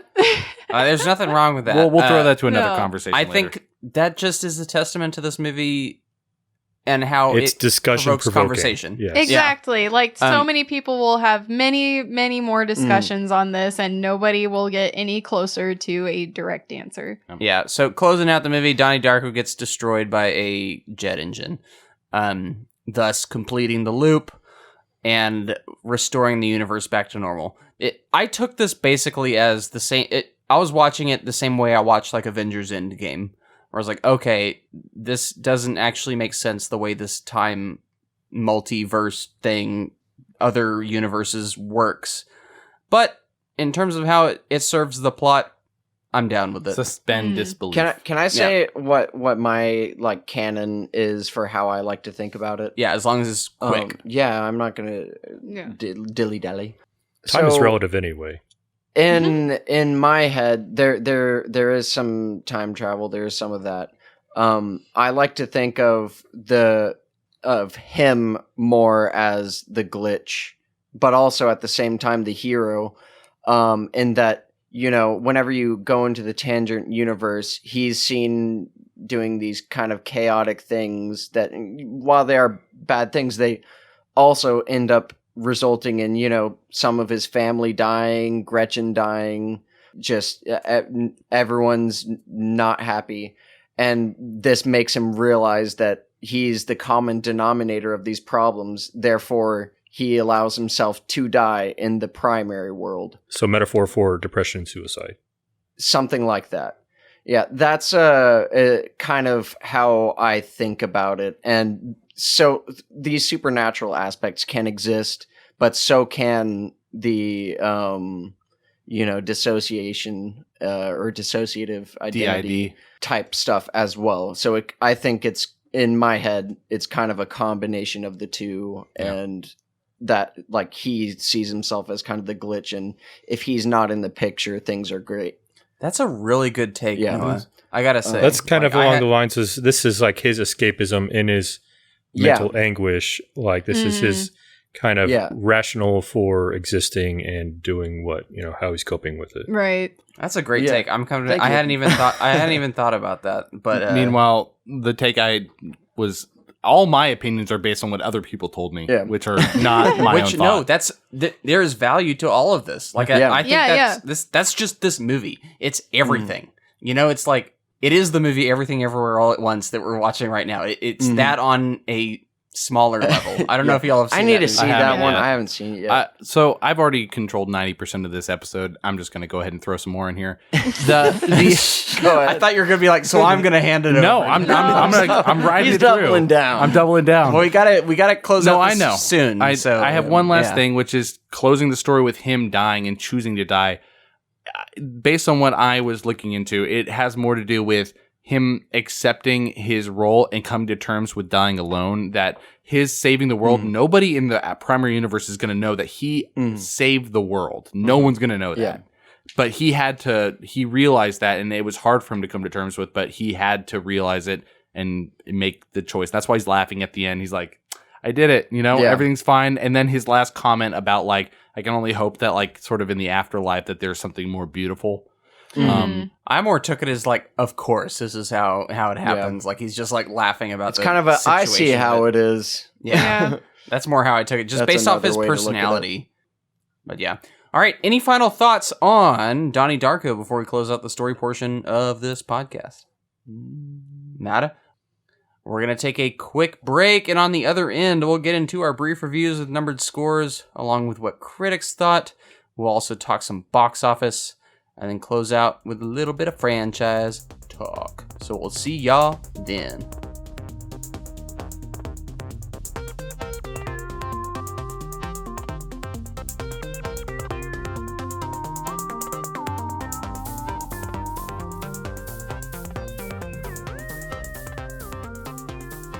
Welcome back.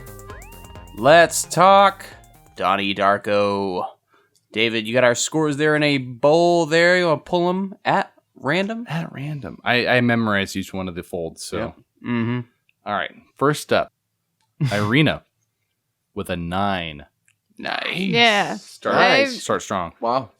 I actually really, really do enjoy this movie, and there's a reason I always come back to it every few years or so.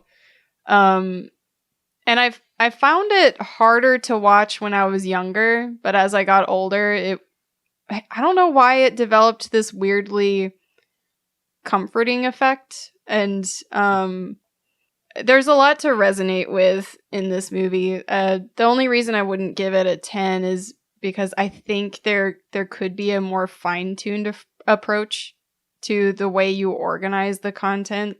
Mm-hmm. I would have liked to see a little more of, and this might have been solved in the director's cut, honestly, which I did not see. I would have liked to have seen a little more explanation with the whole time travel concept, because it's something that's introduced, but then sort of quickly set aside. As well as a little more interaction with some of the teachers. I actually really loved his conversation with his science teacher, essentially, but I felt like there needed to be a little more with Drew Barrymore's character, just a tad more, because I think this movie for me speaks in a way that the book Catcher in the Rye does, where it's very much like a sort of a young man's journey of figuring out sort of who he is and what role he plays, and how they are rebellious, they are chaotic, but deep down there is this nurturing aspect that they have, where they harbor a deep care for the people around them. And it's a very complex character to portray, which is why I really, really love this movie in general. So I'm going to stick with a 9. Even though I think there could be a better version, I would be afraid to change it, because it might ruin some of the tone or the mood that this has developed. The primary universe would be knocked out of whack. Yeah, it's definitely its own bubble of a film. Like there's a complete universe built within it. So, Indeed. All right. First 9. Next up is Reese with our second 9. Whoa. Yeah, I really liked this one. This was another movie that, similar to Gattaca, these movies actually aren't the same at all, but it was one that I looked back on as like, oh, this is, I guess, something that I need to see from not necessarily an educational standpoint, but I almost saw both of those movies as homework. And with this one, and with Gattaca, I grew to be like, no, this is cool. Like, I think this movie poses a lot of interesting questions. Whether or not it answers those, that's a question for another day. But I think it's a movie that's constantly keeping me on my toes, thinking about like, oh, what does this mean? What does that mean? Whereas you can also just like let your eyes glaze over and just enjoy it as a time travel movie where, I don't know, something is sent back in time and you know, the world is restored to normal. Like, you don't have to dive deep into it. Sure, there's a few scenes that still don't make sense if you're looking at it on just a superficial level, but I think for the most part, it holds up as a traditional time travel movie. But I also, one of this movie's attributes that I really like is that I can't define it. Like, I was talking with AJ the other day on the phone about this movie, and I was grasping at straws as to what to compare it to like give him an impression of what he was getting into. And I was like, I honestly don't know what this movie is like. It's really unique in that sense. It's its own thing. It's really its own thing. I almost couldn't put a genre to it either. I was like, sci-fi-ish drama, thriller, drama, coming of age, like something. yeah. So I can't lump this in with anything else. And for its uniqueness alone, I think I have to just admire that. And yeah, it was made by a 24, 25-year-old who has a whole bunch of ideas and like crammed them into this whole thing. But I think for the most part, it's pretty cohesive in a lot of those aspects. And I don't know, it just kind of makes me sad this director didn't do more stuff, because I feel like he could. This is like a great blueprint for the future of a filmography. Like, it's whoa, you know, Donnie Darko. Okay, what's next from this guy? This director is someone to look out for. Yeah, yeah. I do think it is the memento to Christopher Nolan's career. Like, it's like it's that. That's high praise. Sorry, what? That's high praise. Yeah, I think it is. And I'm one of those people who wasn't huge on Memento. Maybe I need to watch it again.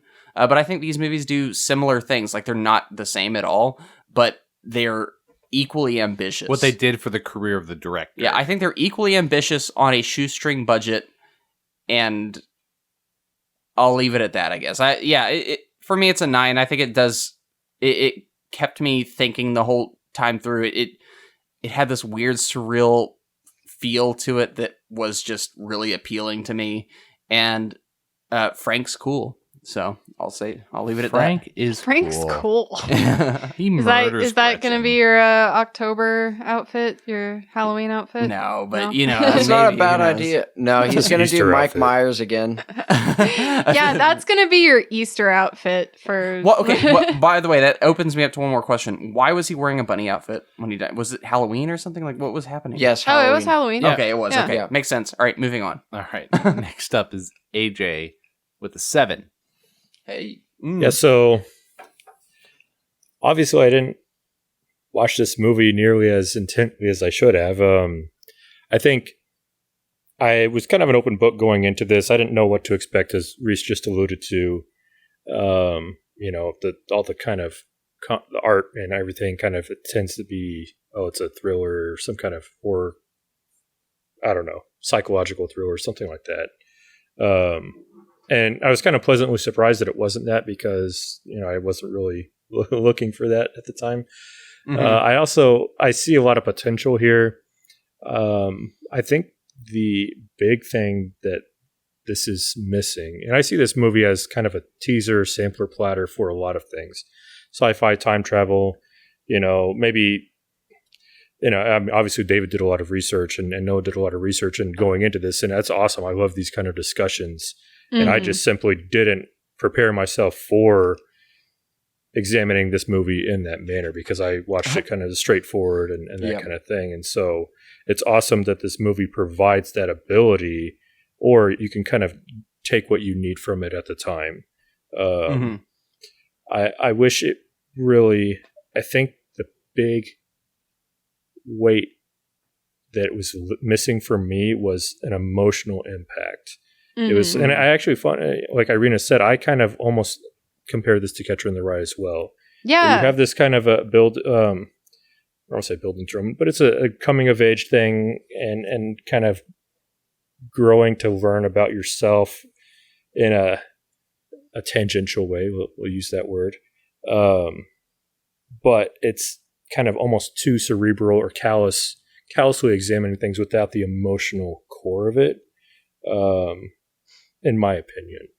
And where Noah and I kind of agreed of this take on this movie is, this is kind of a coping mechanism dealing with, the banality of his existence and whatever, mental difficulties he's having and stuff like that. I mean, I feel like there could have been a lot more to lean in on there. And that may be the inexperience of the director here, who was overly ambitious in throwing in a lot of stuff. And I also didn't see the director's cut, and I didn't do any research on the intent of the author, which is important, but I kind of talked about it on Jennifer's Body as well. Like, authorial intent doesn't mean much, if it doesn't make it onto the final product. And, the rest is for your projection, your, how you resonate with that is based on your own personal experience.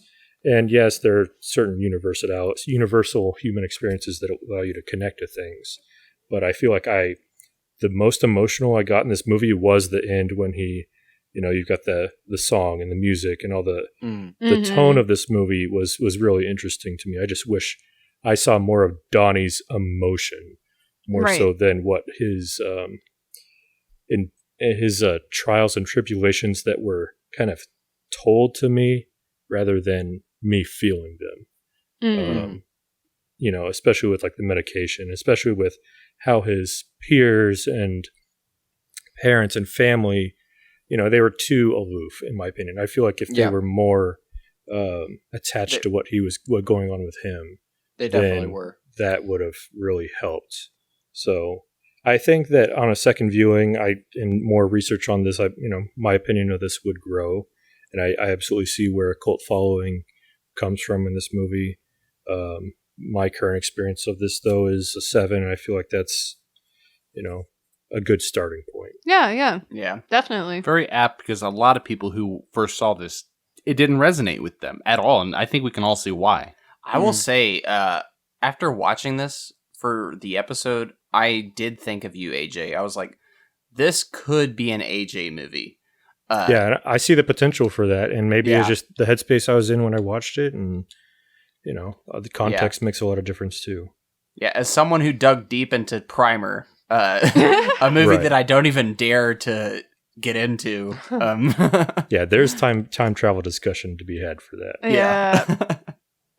All right. Next up, Noah with an 8. Yeah. So splitting into difference. Yeah.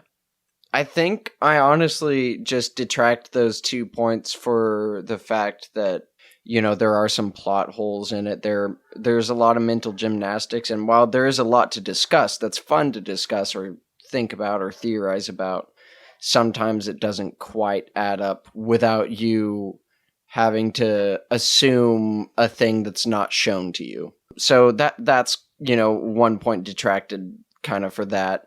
And then on the other side is this kind of movie just doesn't usually speak to me that much. I enjoy it, and it's really fun to think about, and it is a cerebral sort of movie.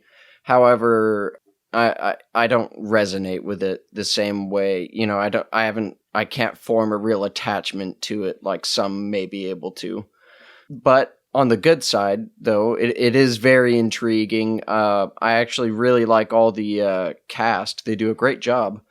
It's, off kilter the whole way, and I really like it because it's very particularly what it is. And as others have said, it is in fact a mood. And you just have to be down for it. I guess, when you're watching it. Yeah, don't watch it with someone that will turn to you and say, like, why did they do that? What is happening? What is happening? Where did this go? What? Yeah. Why is this person doing this? It's like you just gotta You just gotta gotta let it watch. happen. Yeah, you just gotta watch. But it's enjoyable. Yet that is with the caveat that there's a lot of mental gymnastics. However, it's cool that there is that much depth to it. So 8, I think, is fair. So last but not least is David, and I gave this a 8.5. Oh, And this was a weird one to try to figure out because I respect the content more than I actually like the movie. I don't know how to Well, else that's to kind of describe me it. too. Yeah, it's very Yeah. similar. It is a mood. It is one that I don't really want to revisit all that much. I kind of do. Mm-hmm. But well, if I don't No, know. it's fine though. David's No. a different I'm trying to person. I'm trying to figure You it out don't have because to it's like I would Wanna revisit watch this it multiple times. to understand the content more, not Mhm. because Yeah. I like the mood all that much. It's just Mhm. like what he was putting out there, whether or not he intended on all of this deeper meaning or not. It's there. So kind of what AJ was saying was like the whole thing with the director. If it's not on the screen, then then it's all for naught almost. I can't remember your exact words, but like if it's not there but they intended it and you can't see it, then what's the point? Yeah. This is almost the opposite. Like he somehow put more content in than I think he even realized he was doing. Like he had a good idea with deeper thought, but somehow subconsciously threw in a lot more than he intended. And I didn't pick up on it the first time. I would have given this probably a 7. I was thinking about it before this movie. I would have given this a 7 if I didn't do the research. The more you learn about it and learn about the time travel and how there was some intention behind a lot of this, it becomes way more fascinating, at least for me. Mhm. I love time travel stuff. I love... Oh, I could tell, David. Yeah, I mean, I was into it, as I told everybody about the time travel stuff. Jake Gyllenhaal's performance was, I would say, about a 7.5, 8. It was not bad. Wrong. I don't care. But I'm with you everybody on that. in this, I wouldn't call this an impressive performance from everybody. I would say above average. It was good. The mood was weird to me. It's a mood for sure, but it's not one that is very cohesive. It makes you feel uncomfortable almost, and the acting feels. I would have attributed to the writing that it makes you feel weird because the connection between people don't make sense. Mm-hmm. But once you start learning it, there's a connection between that and them having to fulfill their destiny of helping Donnie. Yeah. Then it becomes a little more cohesive by accident. I don't know. I'm going off kilter, but one of the other last things that I sort of made sense with Noah as well was there's a lot of mental gymnastics, and if you don't do the research, you're not going to get any of this. Yeah. Like when I first watched this, it was a mood, and that was it. Like I felt weird afterward. I wanted to think about life, but You wanted to watch a romantic something comedy. happened. Yeah, No, he didn't want to watch any romantic comedy. He wanted No, to watch Mummy, There you Tomb go. of the Dragon Emperor. That's the one. That The would have made movie me feel a lot better. that David gave 7 out of 10. There are Yetis Loves in there those somewhere. Yetis. Loves that football. But yeah, also Donnie's emotion, if they leaned more into his character and what he was going through, kind of what Adrian was saying, it would have helped a little bit more. So I've told Irina this, there is a better movie here. I don't care if you're that person out there who thinks this is a perfect movie. There is a better movie in here. You could make a better movie out of this. I think you could remake this and make a better movie out of it. But you do risk losing that weird intent, or not lack of intent, the weird perfection in the imperfections that the director accidentally may have made. I don't know. There is a mood that may not ever be caught again by remaking it. So Can I say that I'm going to push back just slightly on Please. that? I don't think you can remake this. you could. I agree that there is maybe a better version of this in existence, but the pieces of this movie I do not think can be replicated. It is so uniquely its own. I don't think you can recapture that feeling. Throw some Andrew Garfield in there. No, I reject it. Yeah, we did do our casting, but I don't. I think this is don't touch it for me. I disagree. But that's okay. And you're allowed to be wrong. And you're allowed to be wrong too. It's a weird movie because you do risk. I think a better movie could be made, but you would lose the weird energy. That's it. And that might ruin the movie. Who Exactly. knows? That's Who the whole, knows? like that's part of it. But it is. So, if you want to categorize this, it's serendipity by circumlocuitousness. I can't even talk. Circumlocuitousness. That's a big word. Is that related to Deus Ex Machina? No. I'm just saying. So he's like kind of talking around circles without, like beating around the bush and touching on a lot of subjects without diving too deeply into something. And then just kind of by coincidence make something that's poignant because it talks about these things. That kind of weirdly defines it. It's, though it's a bit reductive, but yeah, it's kind of accurate, I think. Or maybe he's just a genius beyond his years. I don't know. A genius that didn't realize he was a genius? Yeah, And sees rabbits. Well, anyway. He got really All right. high on his Iowa test scores. 8.5. David gives it a movie he would remake, even though 8.5 is a very respectable high score. Yep. Okay, moving on. That brings us to a group average of 8.3 for 8.3. Donnie Darko. That ties with Sicario, Day of the Soldado, and Rise of the Planet of the Apes, as well as Twister. And let's see. We have Gattaca, as Reese mentioned, 8.5 above it, along with Eastern Promises, Live Free or Die Hard. Rain of Fire was an 8.4, and Hateful Eight, 8.4. Interview with We the Vampire, really liked Rain of Fire. 8.2. Hey, it's a fun romp. Yeah. It is a fun romp. A bunch of more 8.2s, but you get the picture. Yeah. All right, respectable company there. Let's go to critics. On Rotten Tomatoes, this movie has an 86% with an audience score of 80%. What do you have the average there? Is 83. That's what we got. Yeah, nice. Difference. Metacritic, we have a very high We score. are so average, you guys. Yeah, It's not even funny. Metacritic has two different scores, one for the director's cut and one for the original. The director's cut has an 88 out of 100 and an 8.6 from audiences, whereas the original has a 71 and an audience score of 7.9. So some That director's significant cut improvement clarified. from director's cut, I guess. Yeah, director's cut. I think it's just the director's cut clears up a lot of Yeah, questions. Yeah. Similar to, I feel like that's a similar gulf to the difference between the original Blade Runner and the new one. I mean, people like the original cut of Blade Runner, but it's like, you got to go see the director's cut to that, where Right. it reveals extra stuff that adds to that cut. Unicorns. Yes, exactly.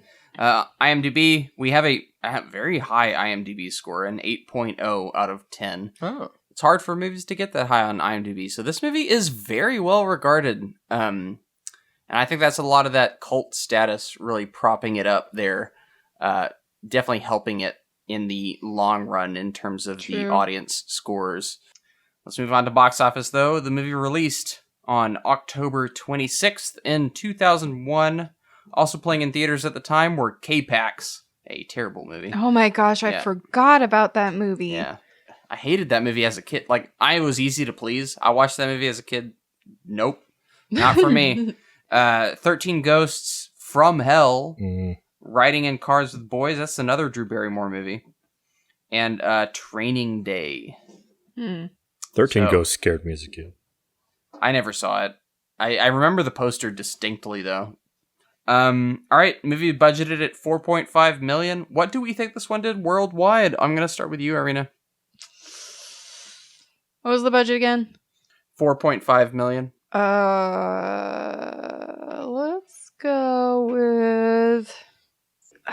Let's go with 20 million.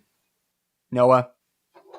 I'm going to say 65. 65. Yeah. AJ. I'm going to go with a shaky triple 12. Whoa. David. I guess I know it did poorly. Oh, did it? Yeah. Well, That's all I know. So I'm going to go split the difference, say 13. So, AJ, you said 12? Yep. AJ wins. Dang it. Gosh. Yeah, I think I was I knew debating the higher I knew or the it was lower. going to be low, but What I was didn't it? know it was going to be that low. Yeah, so it made $7.5 million. Oh, didn't you hear it? I worldwide. said 6.5 million. Oh, that's right. That's it. That's right. Yeah, 7.5 million Go worldwide. do some time travel here and revise my answer. Yeah, so here, that sounds... That was a glitch. Some guy shot me in the eye. Yeah, that sounds bad, right, guys? Yeah. It does. Not so bad. This movie released very limited in not very many theaters. Not much of an ad campaign at all. I don't think it's expected to do much. It made kind of what it was expected to do. And then it left theaters without a trace. But here's the thing with these 90s movies, early 2000s movies, 80s movies, they develop a little thing called a cult following. It just happens. I just guarantee you that this is drive-in movie theaters causing all this cult following. Well, Yeah. But this was in my opinion, an astronomical cult following, akin to like a Fight Club, another like bomb of the time. Fight Club wasn't as like Fight Club made more money, but it also cost a lot more to make. right. And it wasn't well received, really. It was decently received. Yeah, but this was a like college dorm room movie where like you gotta see Donnie Darko. Oh yeah, it's like that it's one like- friend where Yeah, they're like, "You exactly. you need to watch this with me." Yeah, even though maybe they didn't even understand it, they just everyone. Yeah. I just cool. imagine people just firing up their blunts and being like, "Whoa!" As Irina said, it was a personality trait. It to, really to is. like This Donnie Darko. movie is a personality trait. Like Yeah. that's literally how people could see use it that. sometimes. Yeah, so it became famous through just its post theatrical run. Very high DVD sales, rentals, just people passing this along like, hey, you got to see this movie. Lots of great word of mouth for.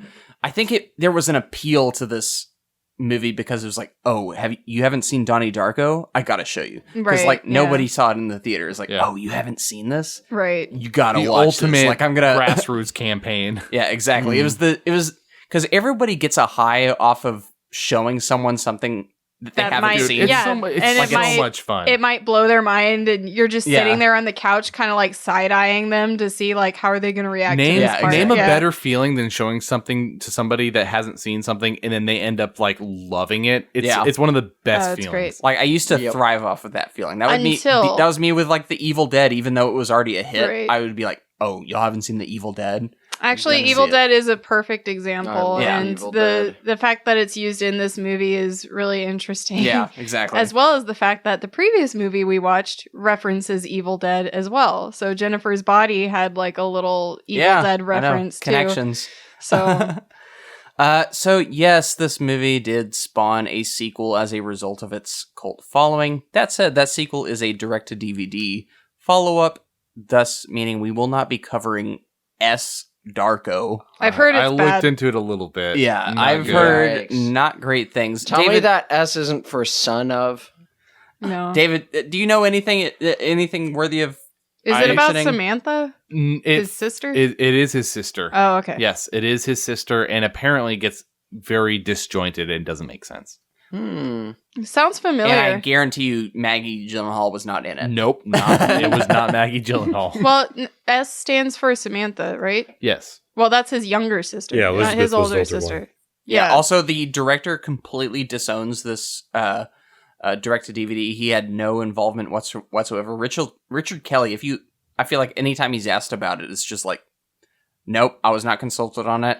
I think it's terrible.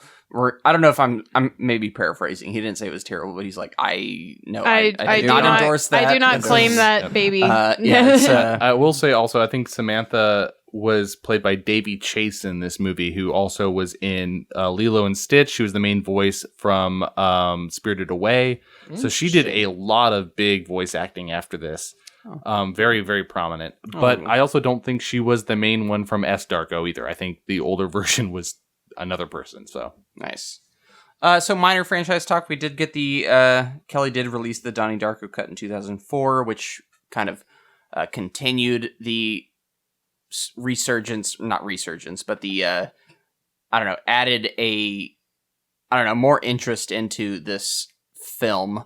The film was also adapted into a stage production in 2007, and then we have our upcoming apparent Donnie Darko sequel. So this is taken from Wikipedia, and I've also referenced it through other sources, but I'm going to read I think the Wikipedia snippet does a good job of kind of summarizing everything.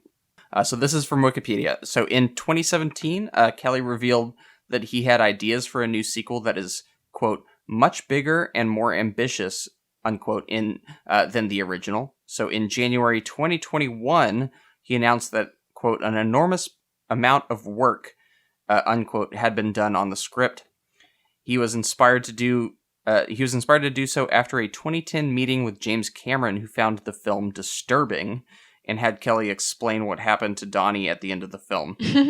Cameron suggested to Kelly that he can. He died. Cameron suggested to Kelly that he continue working on the project, which made Kelly realize that, quote, there was really something big, something epic that could be done.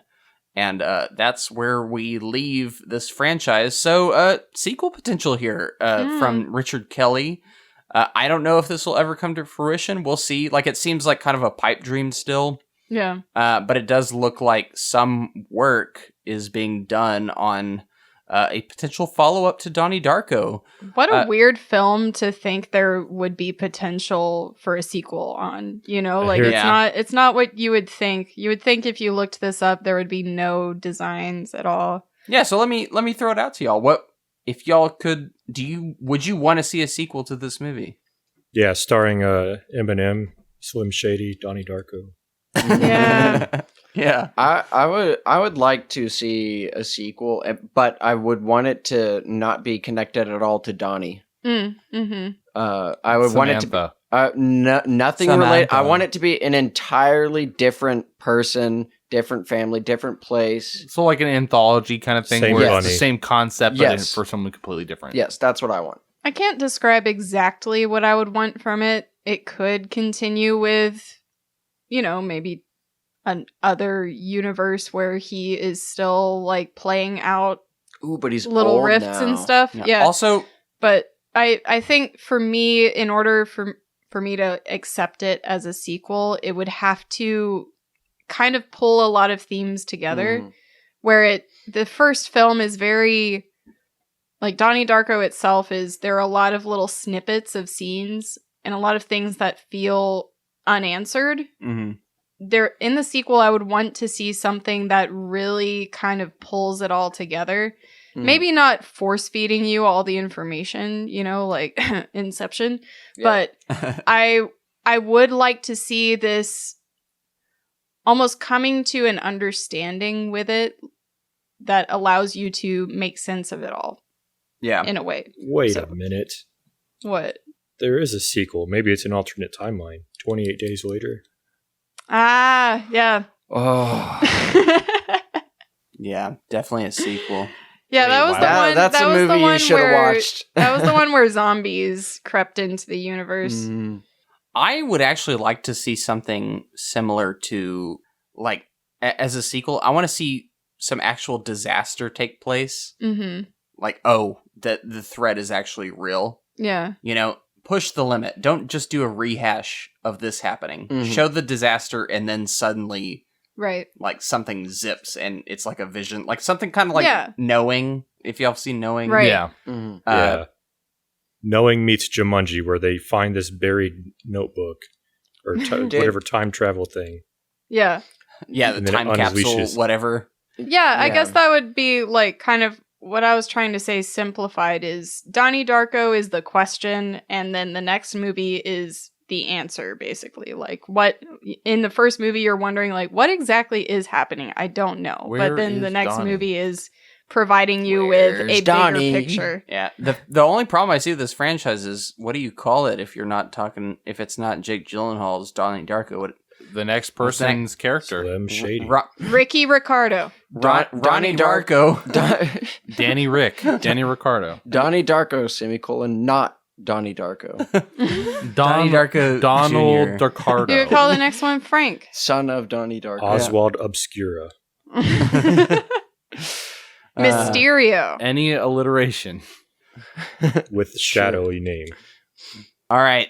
Thus ends the Donnie Darko conversation. Next week, Irina, what are we talking about? We are talking about a completely different mood entirely, Napoleon Dynamite. Hey. I noticed about your miniseries, Irina. Yeah. Every single one of them except Sucker Punch is a person's name. Yeah, hey, look at that. I was What do you noticing know? that too. Yeah. So, yeah, you've got Jennifer's Body. Body, it's the so names in true. that. I didn't even think Donnie about Darko, that. Scott Pilgrim, Napoleon Dynamite. I was trying to come up with another Guys, movie I with did. a name. Heathers. What is- Huh? The Heathers. What's that? Yeah. It's another cult following movie that it Winona Ryder. Yeah. Isn't it? We won't be talking about that. What we're not- about- What about the Addams Family? I don't know if that would count. But Not quite. But yeah, next week, Napoleon Dynamite. This is the biggest 180 turn we've made on a miniseries, I think. I figured after some heavy content, we might want to lighten it up. Yeah, In fact, something I'm a little not more researching and this. then come back to Scott Pilgrim, which has a lot to talk about too. Just wait until I do the research on Napoleon Dynamite and tell you guys about the time traveling between his uncle. The artifact that Wow. Napoleon If has you- to get to Rico. No, Rico, man, if Rico, the whole story is about Rico going back in time so he could win state for his Ooh. football team. Gosh, The llama. there is a through line. The llama is not real. The llama's not real. That's the artifact. All right. man. Yep. Next week, Napoleon Dynamite. Goodbye, you guys. Dynamite. Have a good one. And how did you feel being denied these hungry, hungry hippos?